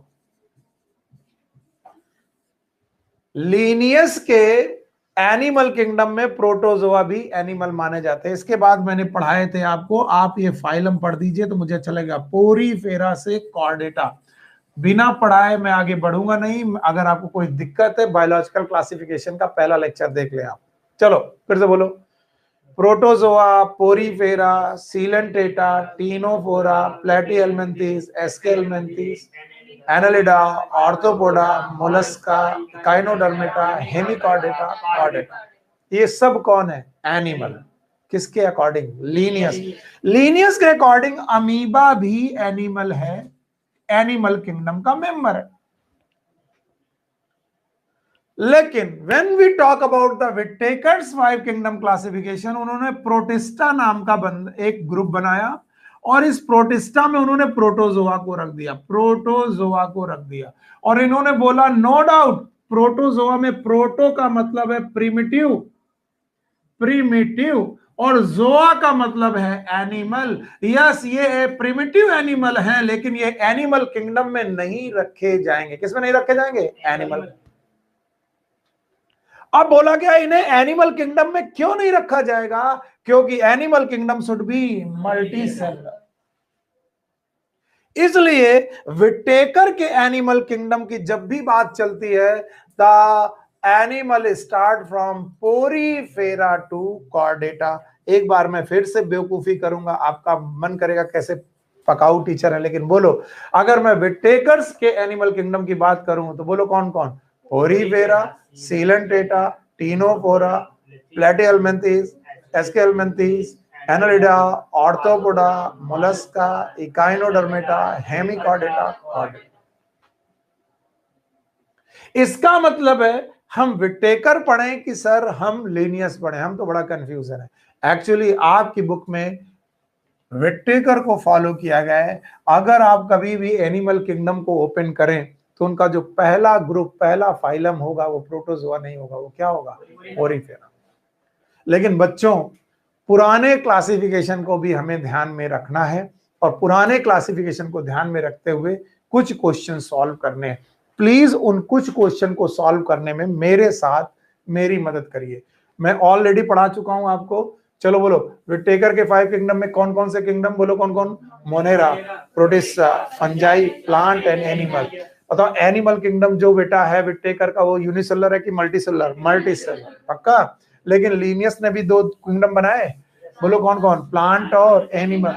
लीनियस का जो एनिमल है उसको यूनिसेलुलर मल्टीसेलुलर से मतलब, उसको केवल इस बात से मतलब है कि तुम्हारी सेल में क्या ना हो और तुम्हारे पास क्या हो, लोकोमोटरी ऑर्गन, तुम क्या हो, एनिमल। बताओ लीनियस में प्रोटोजोआ रहेगा, यस, लेकिन वहीं विटेकर में ये बेटा एनिमल, ये एनिमल किंगडम में होगा कि नहीं होगा, नहीं होगा। कौन, प्रोटोजोआ। और वो कहां पर रखा जाएगा, प्रोटिस्टा में।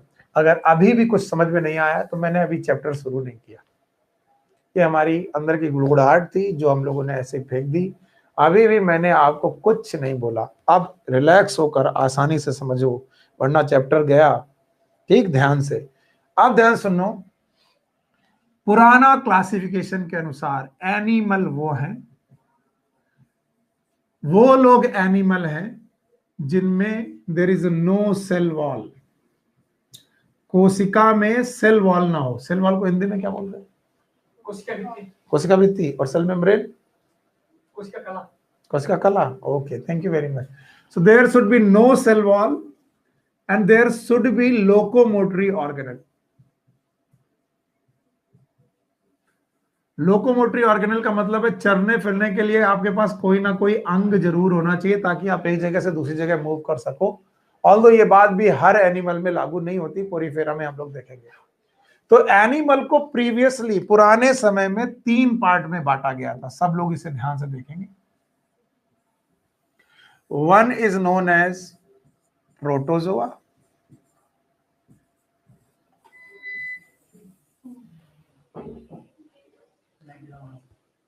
one it is known as protozoa,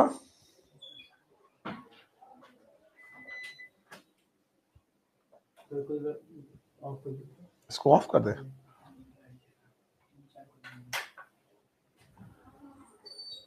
okay, protozoa, these are known as primitive animals.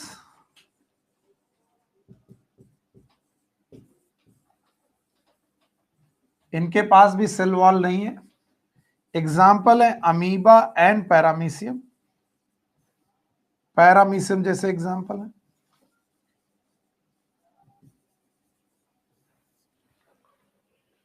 इसके अलावा दूसरा ग्रुप है Parazoa,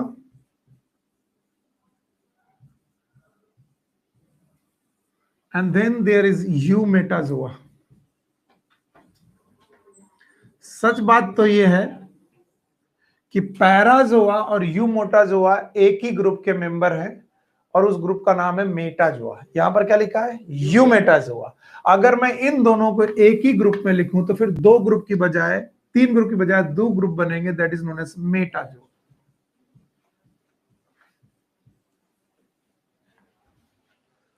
Parazoa, protozoa primitive animal, metazoa मतलब मॉडर्न एनिमल या बाद के एनिमल। और मेटाजोआ में एक्चुअली 2 पार्ट बना दिए गए, one is known as Parazoa और इसके अलावा eumetazoa.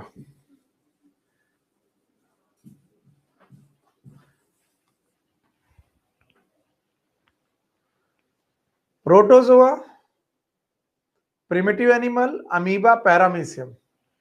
Parazoa group is known as Porifera. And Eumetazoa में there is a list. वो लिस्ट आप सुन लीजिए।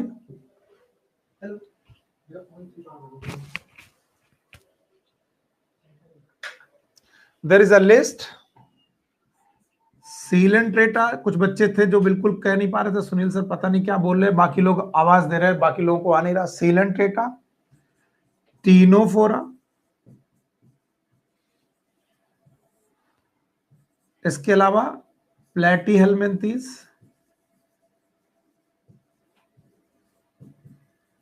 केवल मैं नाम से परिचय करा रहा हूं आपका। इसके अलावा निमेटोडा, बाकी नाम मैं यहां लिख दे रहा हूं, जगह नहीं है इसलिए मैं यहां लिख दे रहा हूं। इसके बाद के एनेलिडा, ऑर्थ्रोपोडा,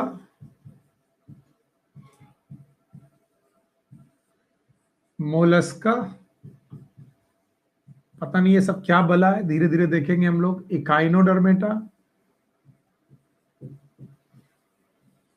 इकाइनोडर्मेटा, इसके बाद Hemichordata, and the last but not the least it is chordata.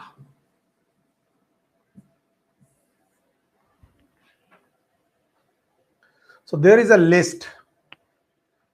Animal जिनके पास सेल वॉल ना हो, जो लोकोमोटरी ऑर्गेनल रखते हो, 2 ग्रुप में बांटा गया, protozoa and Metazoa. Why someone is known as protozoa? Why someone is known as eumotazoa? Protozoa are unicellular.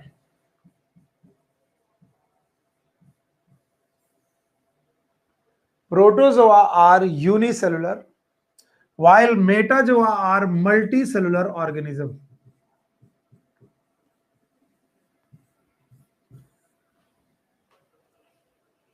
Okay. And now why metazoa are converted into parazoa and eumetazoa? इनको भी ध्यान सुने, बहुत ध्यान से सीखें. Parazoa, they are the group many cells but no tissue, without tissue. Cells तो बहुत है, नो डाउट मल्टी सेलुलर है, लेकिन टिश्यू नहीं है. एंड द यूमेटाजोआ, इनकी खास बात है, यूमेटाजोआ दे हैव टिश्यू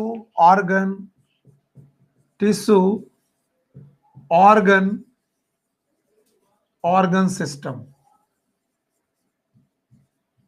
सच बताऊं तो मैंने अभी एनसीईआरटी शुरू नहीं की और इस वजह से बच्चे आप कंफ्यूज हो सकते हो, पर I have so much time कि मैं आपको ये सिखाई दूंगा, चाहे कुछ भी हो जाए मैं सिखाई दूंगा आपको, फिर मैं एनसीईआरटी की लाइन को शुरू कर दूंगा. जब आप इतना सीख जाओगे देन मैं एनसीईआरटी की लाइन को एक एक करके सिखाना चालू कर दूंगा और आपको आ जाएगा. चलो ओके, इधर मत देखो और मुझे जवाब दो. क्या आपको टू किंगडम क्लासिफिकेशन याद है? इधर मत देखना वरना कंफ्यूजन ही कंफ्यूजन है. बताओ टू किंगडम याद है? Yes. Number 1 plant, number 2 animal. Plant भी यूनिसेलुलर और मल्टीसेलुलर, एनिमल भी यूनिसेलुलर और मल्टीसेलुलर. ये कौन बोल गया? लीनियस. क्या लीनियस के एनिमल में सेल वॉल थी? नो. तो सेल वॉल ना रखना क्या ये अपने आप में पूरी बात थी कि आप एनिमल हो? यस. तो बताओ क्या लीनियस के किंगडम में प्रोटोजोआ था? यस. प्लोरीफेरा था? यस. सीलेंट्रेटा था, टीनोफोरा था, बाकी लोग थे? यस. इसके बाद कौन आते हैं? विटेकर. कौन आते हैं? विटेकर ने कितने किंगडम बनाए? 5. नाम बताओ. Monera, protista, fungi, plant, animal. उन्होंने कहा एनिमल अब यूनिसेलुलर नहीं हो सकता, केवल क्या होगा? मल्टीसेल. तो बताओ प्रोटोजोआ कैसे लोग हैं? यूनिसेलुलर. तो बताओ यूनिसेलुलर लोगों को एनिमल में रखा गया कि नहीं रखा गया? तो बताओ प्रोटोजोआ को एनिमल से उठाकर कहां भेजा गया? प्रोटिस्टा. कहां भेजा गया? प्रोटिस्टा. अब जो एनिमल किंगडम बचा, विटेकर का एनिमल किंगडम बचा, उसमें कितने लोग रहे? 10 या 11. नाम बताओ. Porifera, Coelenterata, Ctenophora, Platyhelminthes, Aschelminthes, Annelida, Arthropoda, Mollusca, Echinodermata, Hemichordata, Chordata. लेकिन ये सब पढ़ने के पहले मैंने आपको बहुत पुराने क्लासिफिकेशन से परिचय कराया और वो पुराना क्लासिफिकेशन कहता प्लीज डोंट मेक रश. कोई हरी करने की जरूरत नहीं, जल्दबाजी करने की जरूरत नहीं. बताओ, बोलते हैं दुनिया में जिनके पास क्या ना हो? Cell wall. और जिनके पास क्या हो? Locomotory organ. क्या वो एनिमल कहलाते हैं? यस. कितने ग्रुप में? 2. एक कौन? यूनिसेलुलर और एक कौन? मल्टीसेलुलर. बताओ यूनिसेलुलर वाले का नाम प्रोटोजोआ. एग्जांपल याद है? बोलो कौन? अमीबा और पैरामीशिया. दूसरे वाले कौन? मेटाजोआ. मेटाजोआ को कितने पार्ट में बांटा गया? 2. 1 इज पैराजोआ, दूसरा कौन? यूमेटा. तो सर मेटाजोआ को 2 भाग में क्यों बांटा गया? On the basis of tissue formation. जिसने टिश्यू नहीं बनाए वो पैराजोआ, और जिसने टिश्यू ऑर्गन बना दिया इट इज यूमेटाजोआ. पैराजोआ का मेंबर पोरीफेरा. बोलो कौन? और यूमेटाजोआ के मेंबर कौन कौन है? बोलो कौन कौन है? Coelenterata, Ctenophora. 1 मिनट होल्ड करके देखिए, बोर्ड में कुछ नहीं है. अब अगर आपने काम कर दिया तो आप बहुत हीरो टाइप का काम कर जाएंगे. बोलो क्या आपको एनिमल दिख रहा है? सेल वॉल नहीं है. लोकोमोटरी ऑर्गन नहीं है. है यस है. अब बताओ कितने पार्ट में दिख रहा है? 2. एक कौन? प्रोटोजोआ और एक कौन? मेटाजोआ. प्रोटोजोआ कैसा? यूनिसेलुलर. मेटाजोआ कैसा? मल्टी. मेटाजोआ पूरा मल्टीसेलुलर. यस. यू प्रोटोजोआ पूरा यूनिसेलुलर. यस. Example amoeba, पैरामीशिया. याद है? और इनको प्रोटिस्टा में पढ़ा था 4 क्लासेस में. याद है? इसके बाद आपके सामने आया कौन? मेटाजोआ. कितने पार्ट में? 2. 1 इज पैराजोआ, यूमेटाजोआ. पैराजोआ का नाम पैराजोआ क्यों है? क्योंकि वो टिश्यू नहीं बनाता. इसका मतलब सेल भी ज्यादा नहीं होगी है, लेकिन multicellular without tissue it is Parazoa, और multicellular with tissue organ it is Eumetazoa. तो बताओ पैराजुआ का एग्जांपल पोरीफेरा, और यूमेटाजुआ का एग्जांपल दिख रहा है? अब बोलो मेरे साथ, सीलेंट्रेटा, स्केलमेंथिस, आर्थ्रोपोडा, इसे बोलते हैं हीरो की तरह पढ़ना और खुश होकर के पढ़ना। Now I am going with your NCERT. इतनी जानकारी होने के बाद अब आप एनसीईआरटी ओपन करके देख सकते हैं। मैं आपकी एनसीईआरटी के साथ जा रहा हूं, and now this is the animal kingdom from NCERT. अब अगर किसी को दिक्कत है, नहीं अभी तक दिक्कत थी तो घबराओ मत, वो नहीं भी आया तो वो एनसीईआरटी के बाहर का था। मान लो जितना अभी तक पढ़ाया और सर वो नहीं समझ में आया तो वो किसके बाहर था? एनसीईआरटी। और अब हमें क्या पढ़ना है? NCERT. And NCERT follows animal kingdom के बारे में बोलती है कि हम विटेकर का सिस्टम फॉलो करते हैं। विटेकर सिस्टम को हम फॉलो करते हैं। इसका मतलब है एनसीईआरटी हमारे विटेकर के एनिमल किंगडम को मानती है। और अगर विटेकर का एनिमल किंगडम मानती है तो मुझे बताओ, animal according to Whittaker it should be multi cellular. इन्हें मल्टी सेलुलर होना चाहिए, इन्हें यूकैरियोटिक होना चाहिए।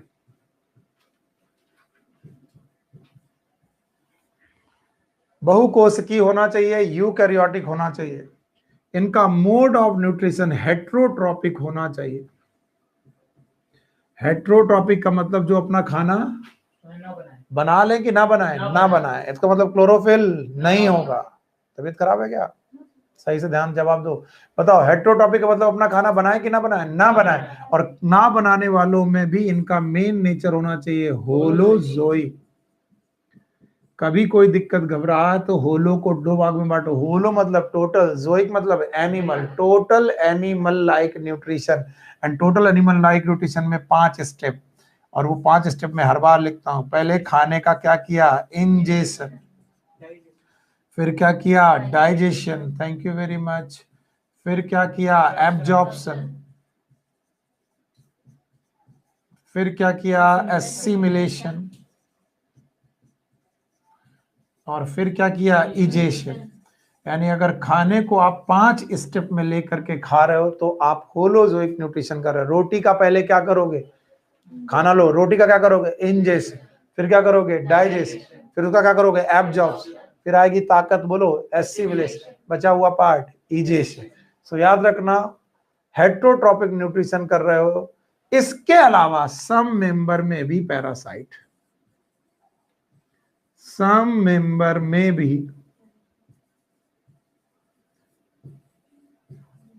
पैरासाइट।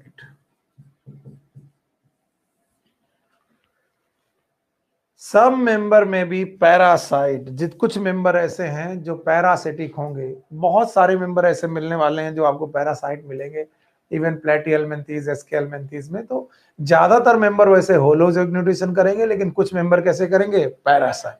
एंड नाउ नेम, एक बार रिचुअल फॉलो करो, मैं लिखूंगा नहीं, आपको बोलना है। बताओ इसमें प्रोटोजोआ होगा कि नहीं होगा? नहीं होगा, क्योंकि इन्हें कैसा चाहिए? Multi cell. तो बताओ इसमें कहां से चालू होगा? पोरीफेरा। फिर से बोलो सीलेंट्रेटा। फिर से बोलो टीनोफोरा। फिर से बोलो प्लैटीहेल्मिन्थीज। बिल्कुल लिखना जरूरी है, मैं पूरा नहीं लिख रहा हूं, इसका मतलब आपको लिखना जरूरी है।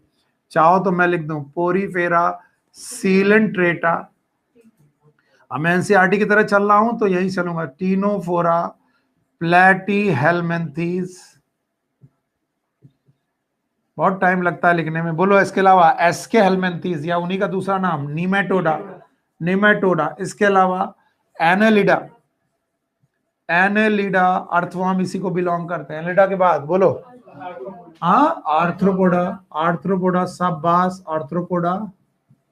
ऑर्थोपोडा के बाद मोलस्का। मैं बार बार नाम लिखवा रहा हूं, इसका मतलब मेरा पीछे दिमाग में कुछ तो चल रहा होगा, मैं बेवकूफ नहीं हूं, क्योंकि मुझे अभी क्लासिफिकेशन लिखना है 10 मिनट बाद। और जब इन्हीं के नाम नहीं होंगे तो तुम क्या जानोगे? फिर से बोलो Porifera, Coelenterata, Ctenophora, Platyhelminthes, Nematoda. इसी निमेटोडा का दूसरा नाम Aschelminthes, Annelida, Arthropoda, Mollusca, Echinodermata, Echinodermata. Echinodermata के बाद, यस, इसके बाद बोलो हेमिकॉर्डेटा, हेमिकॉर्डेटा। और हेमिकॉर्डेटा के बाद last but not the least किसी ने उबासी लेते हुए बोला कॉर्डेटा। इसका मतलब है आपका मन नहीं लग रहा है। सो आप लोग ध्यान सुनो, इतने लोग हैं, जितने लोगों के नाम लिखे सबके सब मल्टी सेलुलर, सबके सब यूकैरियोटिक, सबके सब हेटेरोटॉपिक, इनमें से कुछ होलोजोइक, कुछ पैरासाइट। व्हाट, यानी ये सारी बातें इन सब पे लागू होती हैं। और इन सारे एनिमल का नंबर बहुत ज्यादा है, कम से कम 11-12, तो 11 फाइलम आपके सामने जो लिखे गए, इसलिए इनका क्लासिफिकेशन जरूर सीखना चाहिए। और एनसीईआरटी शुरू ही यहीं से करती है, the basis of classification.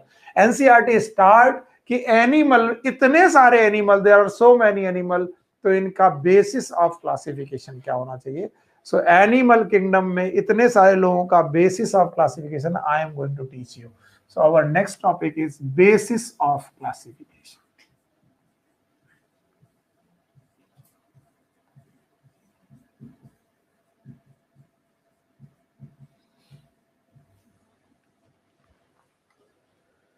There are so many basis of classifications जिनकी एनसीईआरटी के हिसाब की लिस्ट आप लोगों को एक बार में लिखनी है। मैं फिर एक एक करके सब डिटेल पढ़ाता जाऊंगा। पहला बेसिस है level of organization, level of organization.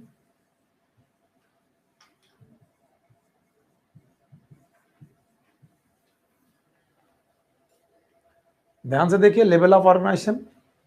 दूसरा बेसिस है सिमेट्री,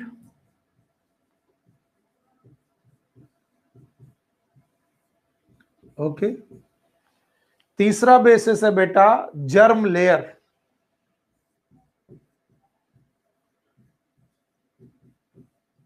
जर्म लेयर्स। पहला है लेवल ऑफ ऑर्गेनाइजेशन, दूसरा है सिमेट्री, तीसरा है जर्म लेयर्स, ठीक है, एक्टोडर्म, एंडोडर्म एंड मीजोडर्म। इसके बाद है coelom, body cavity, also known as body cavity.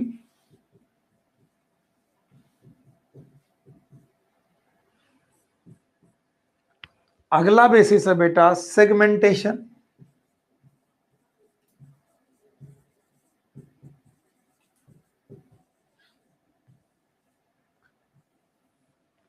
और आखिरी बेसिस जो आपकी बुक में दिया गया है, इट इज नोटोकॉर्ड।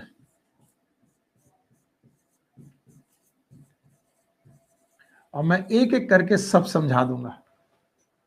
लेकिन अगर मैं स्टूडेंट होता तो मैं अपने टीचर से जरूर पूछता कि सर अभी तक तो सब कुछ ठीक था, अचानक आप पता नहीं क्या हुआ, पता नहीं आपने दवा खाई कि नहीं खाई, आपकी तबीयत कैसी है, अचानक हमें आपने एक अनकॉन्सेप्ट, बिना किसी कॉन्सेप्ट वाली जगह पर क्यों फेंक दिया?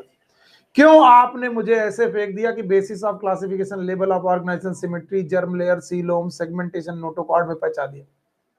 तो मैं कहूंगा बेटा मैंने तुम्हें फेंका नहीं है ऐसे बिना कॉन्सेप्ट वाली चीज पर, बजाय इसके कि मैं कॉन्टिन्यूअस हूं इस बात से कि सारे एनिमल कैसे हैं बेटा, मल्टी सेलुलर। मैंने आपको बता रखा है कि सारे के सारे एनिमल मल्टी सेलुलर है, और जब सारे मल्टी सेलुलर हैं तो उनको अलग अलग कैसे करें?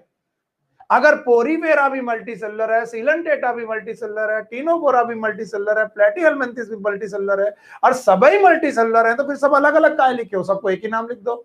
तो मैं बोलूंगा सब के सब इन बातों में अलग है। कुछ किसमें अलग है?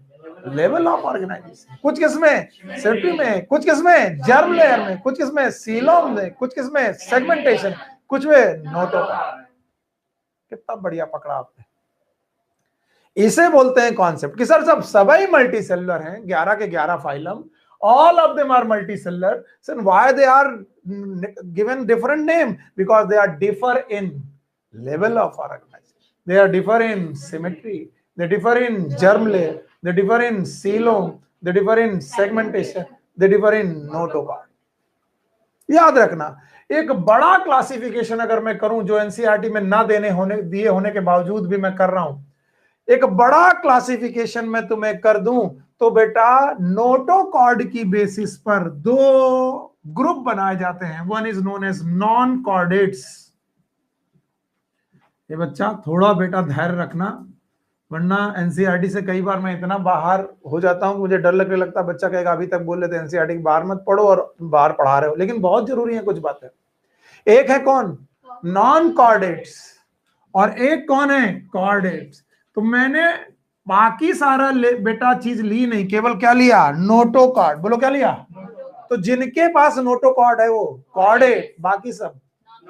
अब जरा मेरे साथ नाम पढ़ो, one is Porifera, Coelenterata, Ctenophora, Platyhelminthes, Aschelminthes, Annelida, Arthropoda, Mollusca, Echinodermata, Hemichordata. बस रुक जाओ, हेमिकॉर्डेटा तक सबके सब।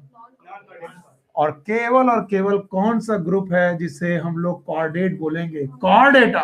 तो कॉर्डेटा के पहले जितने लोगों के नाम लिए वो कौन, इसका मतलब पोरीफेरा टू, हेमिकॉर्डेटा, सब के सब नॉन कॉर्डेट है।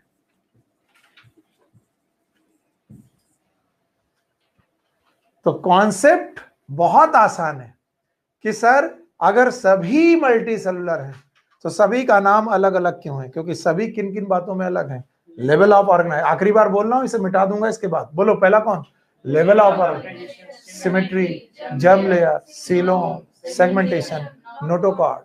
याद रखना, नोटोकॉर्ड है तो कॉर्डेट, नोटोकॉर्ड है तो कॉर्डेट, नहीं है तो नॉन कॉर्डेट। इसका मतलब 11 फाइलम में 10 कैसे, एक कौन, कॉर्डेट, वो रहा कॉर्डेट। इसलिए नॉन कॉर्डेट और कॉर्डेट अलग अलग पढ़ाए जाते हैं। तो सर हर एक बंदे को अलग अलग सिखाइए। चलो अलग अलग सिखाते हैं। Number 1 is level of organization. तो first is level of organisation.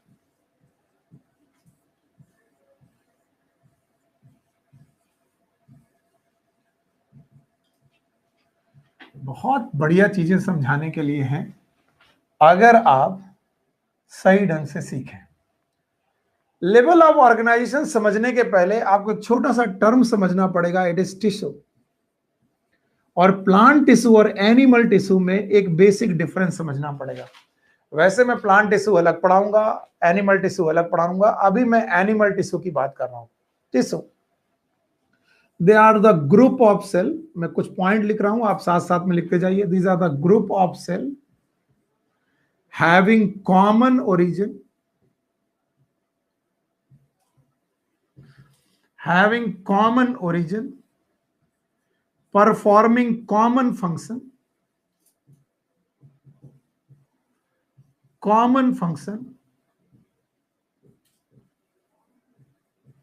functions, and they have coordination.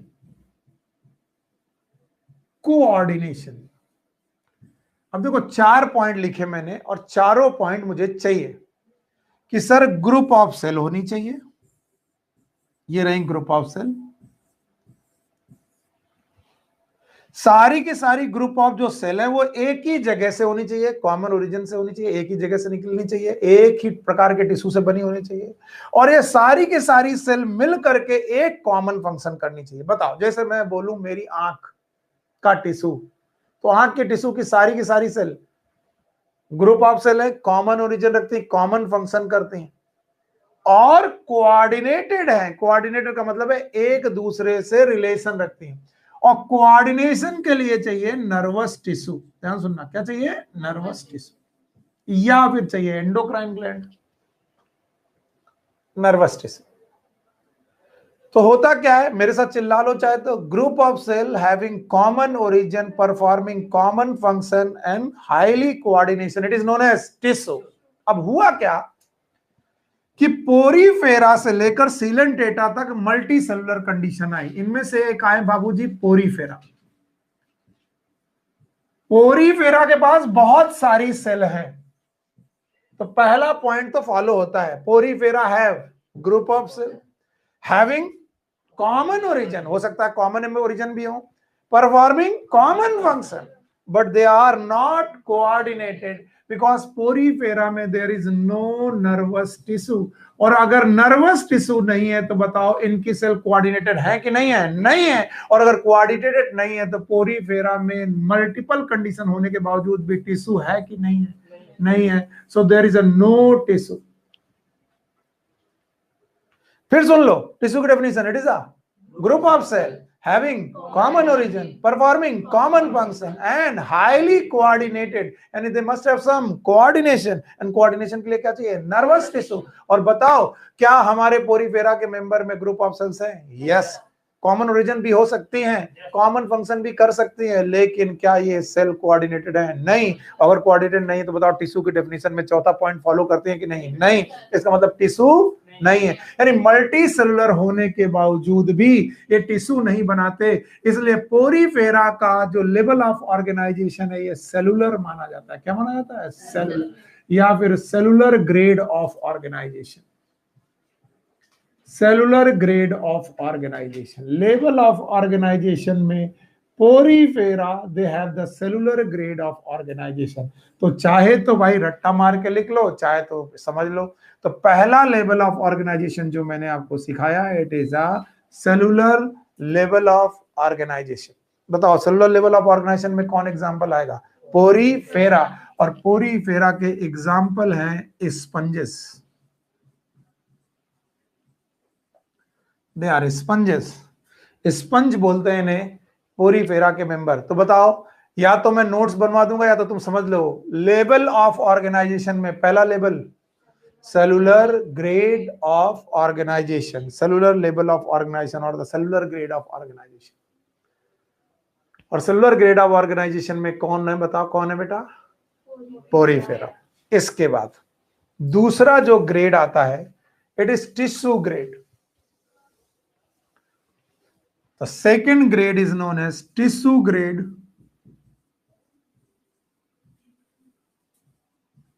organization। और याद रखना, पहली बार जब टिश्यू बना ये सीलेंट्रेटा में बना, और सीलेंट्रेटा के भाई हैं टीनोफोरा। सीलेंट्रेटा और टीनोफोरा दोनों में tissue grade level of organization है, tissue grade level of organization है। So there is a tissue, tissues तो प्रेजेंट है बट नो ऑर्गन, ऑर्गन नहीं प्रेजेंट है, ना तो ऑर्गन प्रेजेंट है ना ऑर्गन सिस्टम प्रेजेंट है। एंड दैट्स व्हाई पहला लेवल ऑफ ऑर्गेनाइजेशन हुआ सेलुलर लेवल ऑफ ऑर्गेनाइजेशन। बताओ कौन है सेलुलर लेवल ऑर्गेनाइजेशन? पोरीफेरा। दूसरा लेवल ऑफ ऑर्गेनाइजेशन कौन है? Tissue grade. एग्जांपल में कौन कौन आया? Coelenterata and Ctenophora. अगर दोनों में बोथ ऑप्शन ना हो तो कौन लगाओगे? सीलेंट्रेटा, क्योंकि मोस्ट प्रिमिटिव टिश्यू, फिर से सुनो, most primitive tissue it's present in Coelenterata, most primitive tissue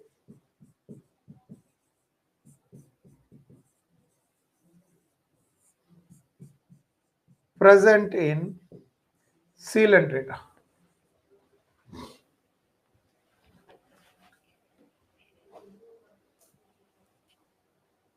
okay, चलो भाई, लेवल ऑफ ऑर्गेनाइजेशन में पहला लेवल ऑर्गेनाइजेशन है cellular grade. And cellular grade का मतलब है एक सेल की मैनी सेल। यही गड़बड़ है भाई, जवाब नहीं मिलेगा। सेलुलर ग्रेड में एक सेल की मैनी सेल, तो मैनी सेल है तो टिश्यू होना चाहिए। अगर मैनी सेल है तो टिश्यू होना चाहिए, पर टिश्यू क्यों नहीं है? कोऑर्डिनेशन नहीं है। अच्छा बताओ, तो टिश्यू की डेफिनेशन क्या है?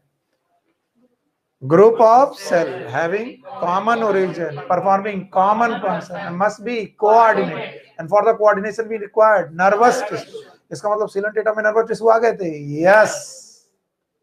तो अगर कोई क्वेश्चन पूछे पहली बार नर्वस टिश्यू किस फाइलम से शुरू हुए? सीलेंट्रेटा। दूसरा क्वेश्चन सॉल्व हो गया। टिश्यू, नर्वस नाम का जो टिश्यू है वो कहां से चालू हुआ? सीलेंट्रेटा। अच्छा बताओ, सेलुलर ग्रेड बॉडी ऑर्गेनाइजेशन में एक सेल है कि मैनी सेल? Many cell. शाबाश। और सारी की सारी सेल में कॉमन ओरिजिन में भी हो सकता है, में नॉट भी हो सकता है, लेकिन उनमें कोऑर्डिनेशन नहीं है। एग्जांपल कौन? पोरीफेरा। और उनके पोरीफेरा के एग्जांपल कौन है? स्पंज। बहुत बढ़िया, आराम आराम से पढ़ो। दूसरा कौन है? Tissue grade level of organization. बोलो कौन? सीलेंट्रेटा। क्या सीलेंट्रेटा ने टिश्यू बनाया? यस। पोरीफेरा और सीलेंट्रेटा में ऐसा क्या डिफरेंस है कि इन्होंने टिश्यू बना लिया? बिकॉज दे हैव कोऑर्डिनेशन, और उनके पास क्या गया? Nervous tissue. Now the third level is a organ grade, organ grade organization, organ level of organization. organ level of organization.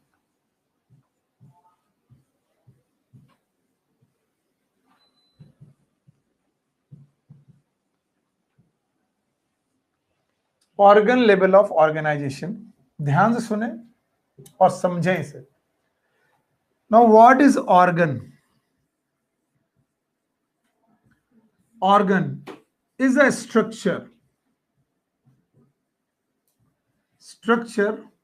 made up of group of tissue.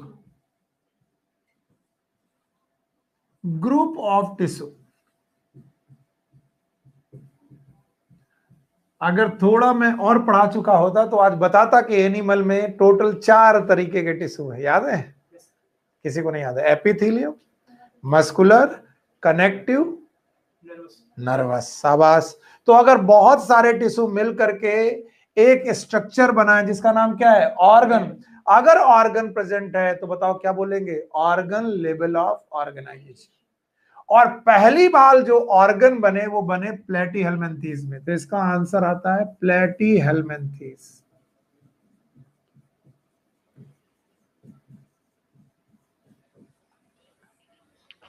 चलिए, मैं जब तक आगे नहीं बढ़ूंगा जब तक आप मुझे कुछ बातें ना बता दें. बताओ, प्रोटोजोआ एनिमल किंगडम के मेंबर हैं कि नहीं है? हैं. बेवकूफ. 5 किंगडम क्लासिफिकेशन अगर डिस्कस करें तो प्रोटोजोआ एनिमल किंगडम के मेंबर हैं कि नहीं है? नहीं है. क्यों? क्योंकि एनिमल किंगडम कैसा होना चाहिए? Multi cellular. जवाब नहीं आएगा, मामला बिगड़ेगा. पर multi cellular, eukaryotic, heterotrophic, holozoic, may be parasitic. 5 point बोलते रहो. बोलो पहला कौन? Multi cellular, eukaryotic, heterotrophic, holozoic, parasitic.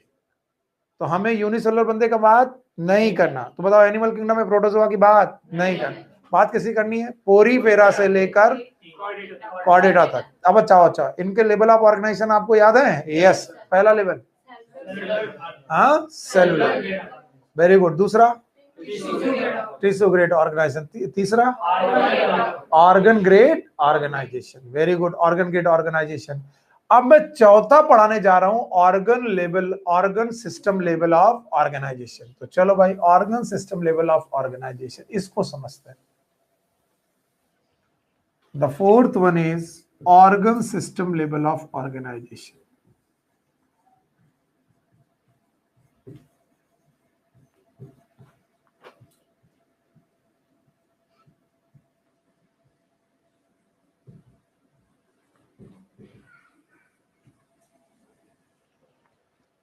What is organ system? The group of organ behave coordinately. बहुत सारे ऑर्गन मिलकर के एक तरीके का कोऑर्डिनेशन करके एक तरीके का काम करें. It is known as organ system. Sir समझ में नहीं आया? बोलो. Nose, okay, trachea, okay, bronchi, इसके बाद लंग्स.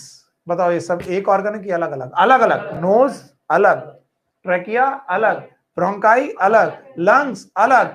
बताओ कितने ऑर्गन हो गए? 4. और चारों मिलकर क्या कर रहे हैं? सांस लेना, सांस छोड़ना. बताओ, एक काम कर रहे हैं कि अलग अलग? एक. So when many organ coordination perform same function, they will constitute organ system. Okay, what is organ system?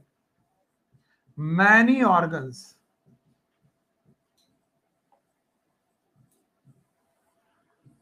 coordinately perform common function.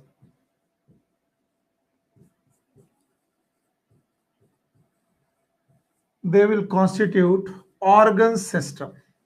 अब मैं कुछ क्वेश्चन पूछूंगा, जवाब दे दोगे तो आ जाएगा, नहीं तो तुम लिखते तो जा ही रहे हो. लिखना बहुत ज्यादा जरूरी नहीं है.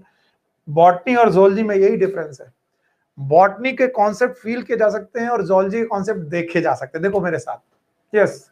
Mouth, oesophagus, stomach, liver, gall bladder, small intestine, large intestine, pancreas. अब ऑर्गन गिनो. Buccal chamber, oesophagus, stomach, gall bladder, liver, pancreas, small intestine, large intestine. 8 organ मिलकर के एक सिस्टम बना रहे, नाम है डाइजेस्टिव सिस्टम, नाम है डाइजेस्टिव सिस्टम। अब देखो, हार्ट, आर्टरीज, वेन्स, कौन सा system?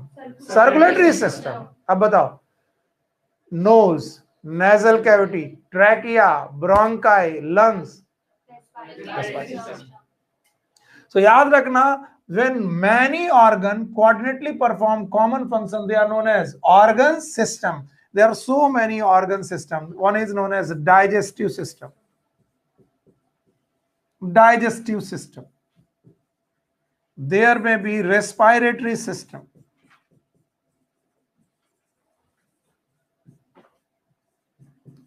And there may be circulatory system, etc.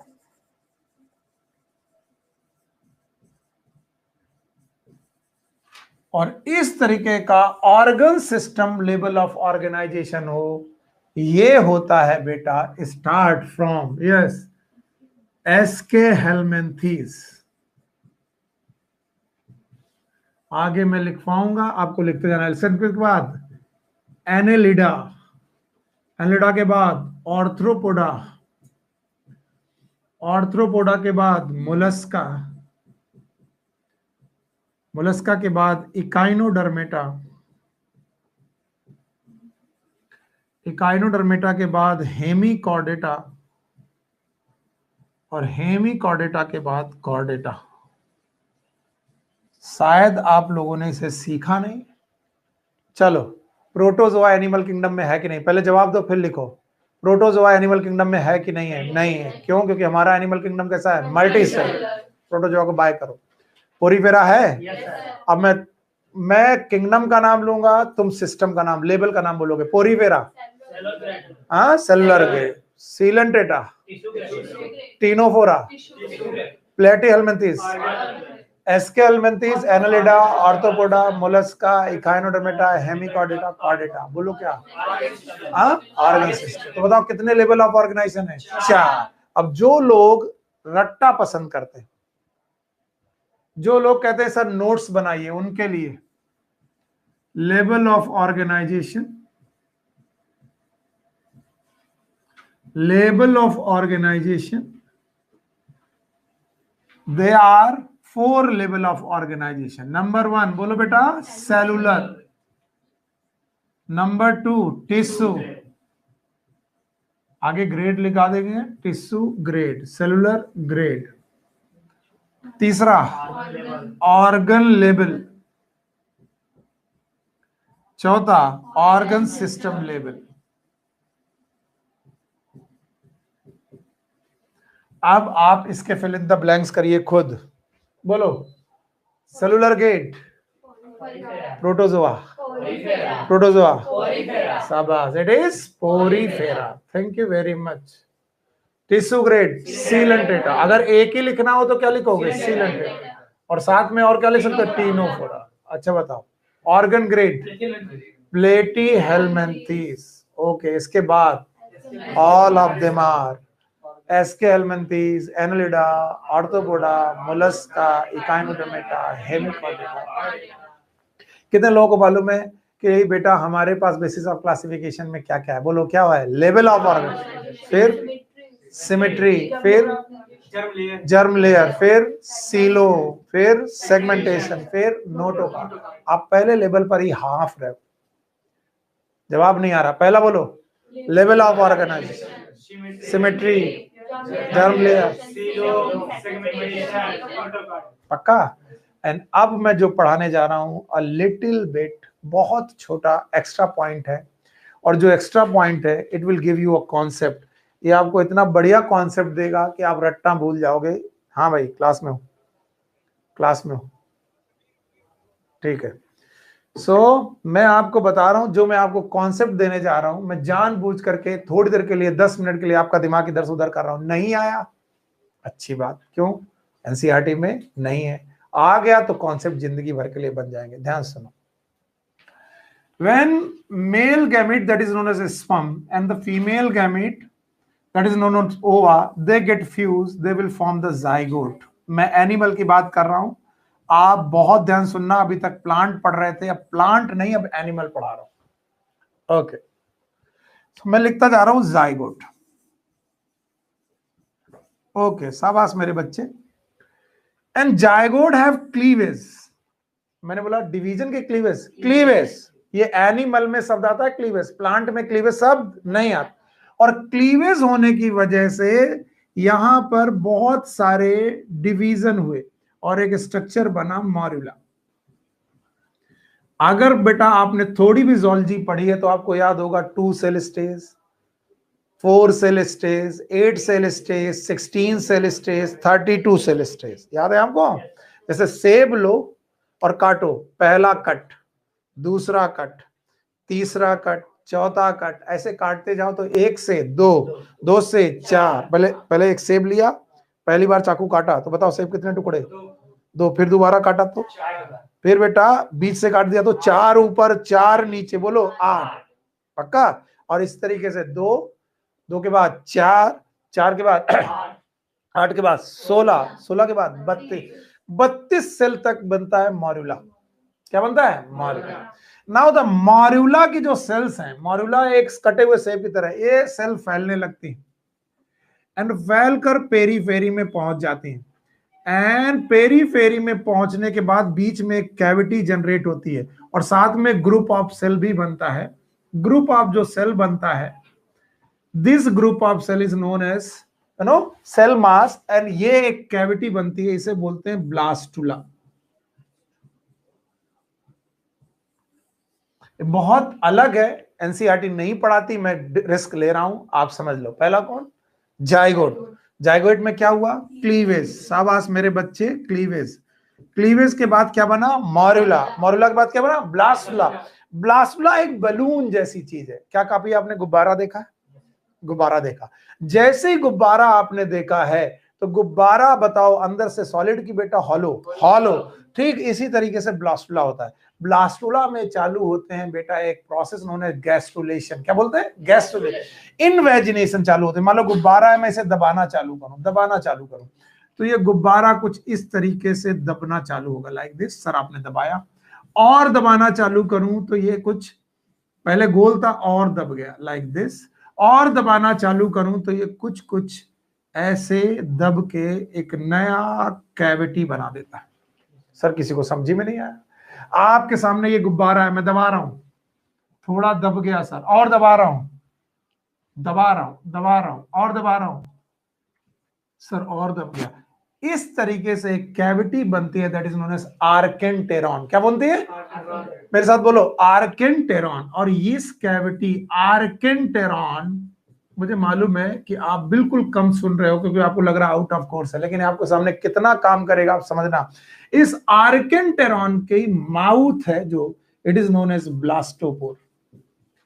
हे भगवान मेरे बच्चों को थोड़ी ताकत दे, बस अगर इतना सीख जाए तो बता दूं मैं। चलो पहले बोलो zygote.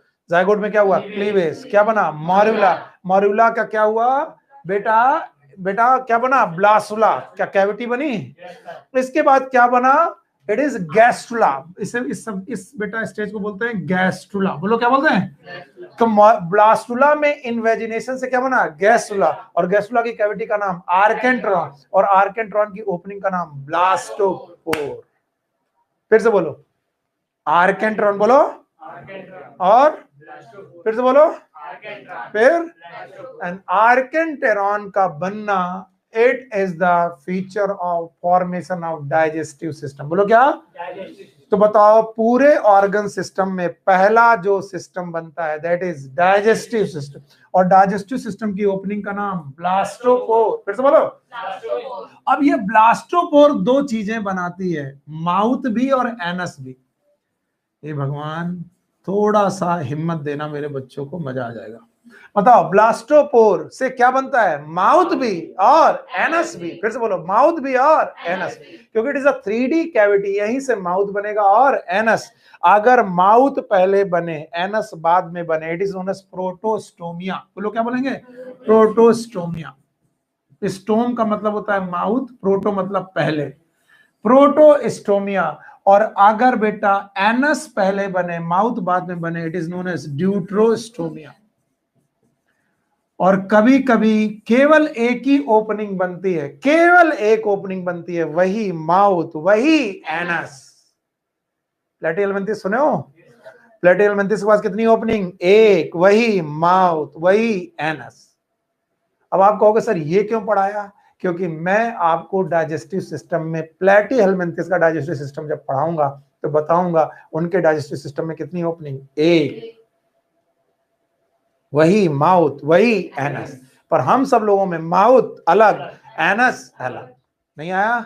And that cavity is known as archenteron, and archenteron wall will form a tube-like structure, and that tube-like structure is known as digestive system, also known as alimentary canal. फिर से बोलो, alimentary canal, which have two opening. कितनी opening?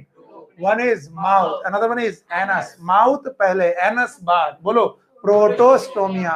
Anus पहले, mouth बाद. It is deuterostomia. और एक question जो बहुत मुश्किल में पूछा जाता था, all the animals from the platyhelminthes to the mollusca, platyhelminthes to the platyhelminthes to the they are protostomia. platy से लेकर mollusca तक सब के सब protostomia हैं.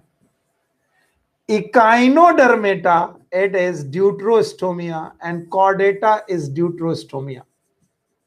इसीलिए इवोल्यूशन में ये क्वेश्चन एक साल आया और बहुत सारे लोगों ने गलत किया.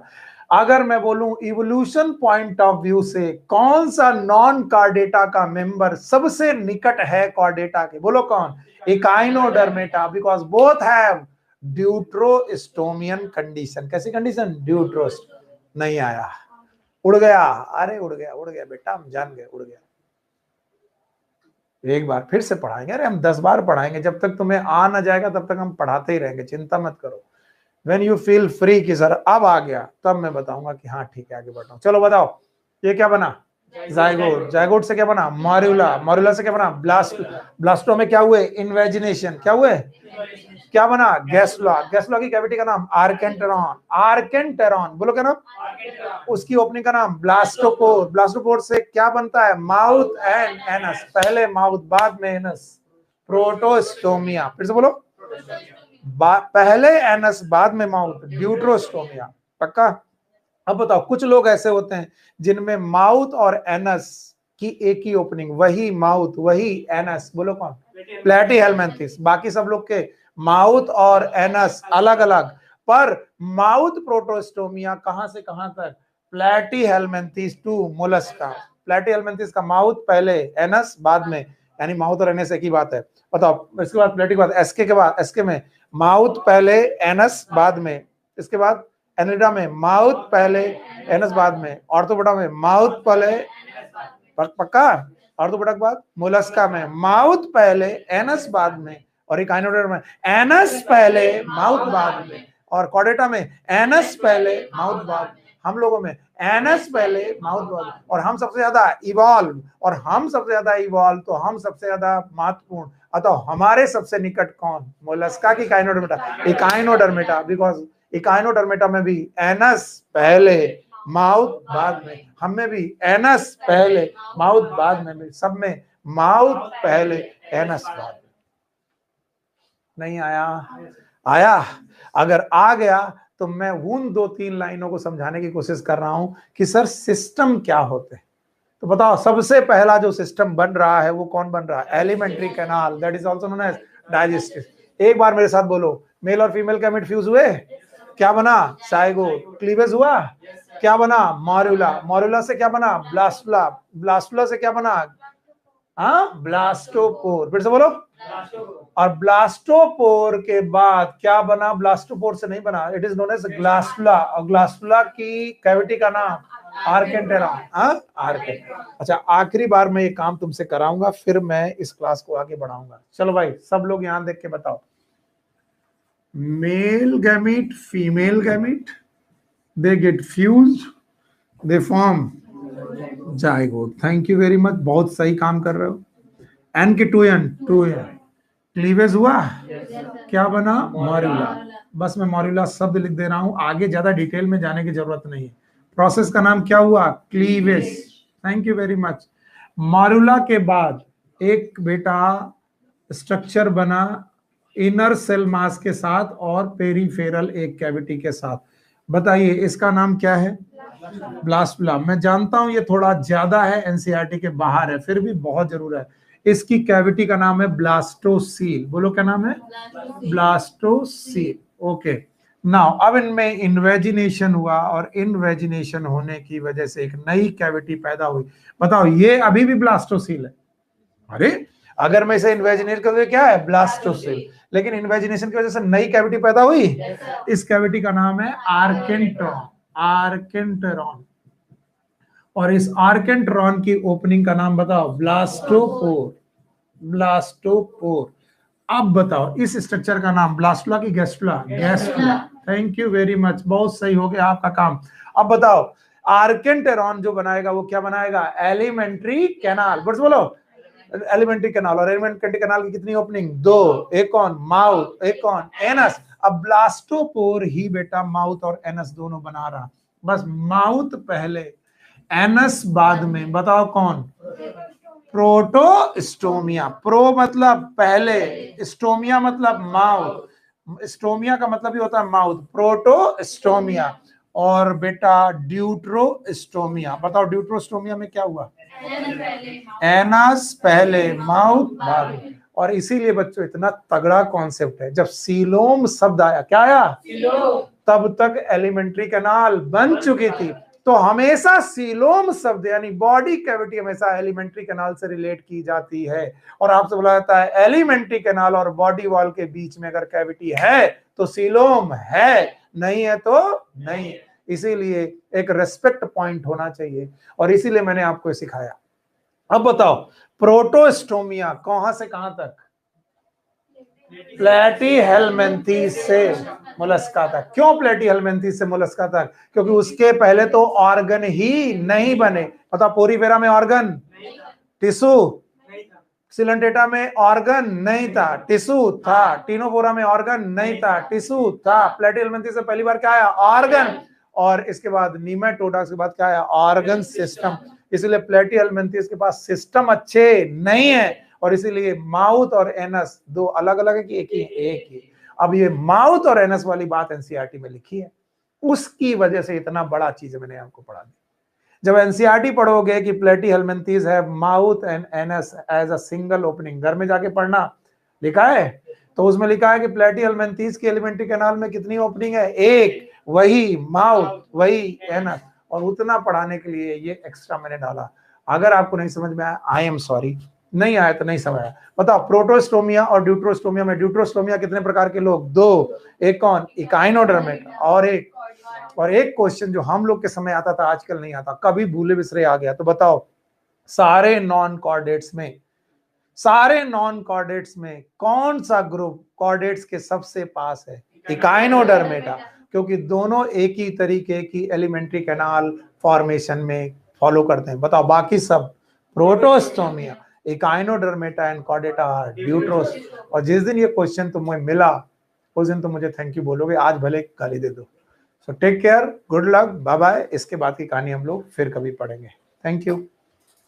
हाँ भाई एक बात और है, टेस्ट के लिए प्रिपेयर करो। टेस्ट में 3 चीजें हैं, लिविंग बर्ड, बायोलॉजिकल क्लासिफिकेशन और प्लांट किंगडम का टेस्ट मैं प्रिपेयर कर रहा हूं और वो मिल जाएगा आपको ट्यूसडे को। Take care, good luck, bye bye.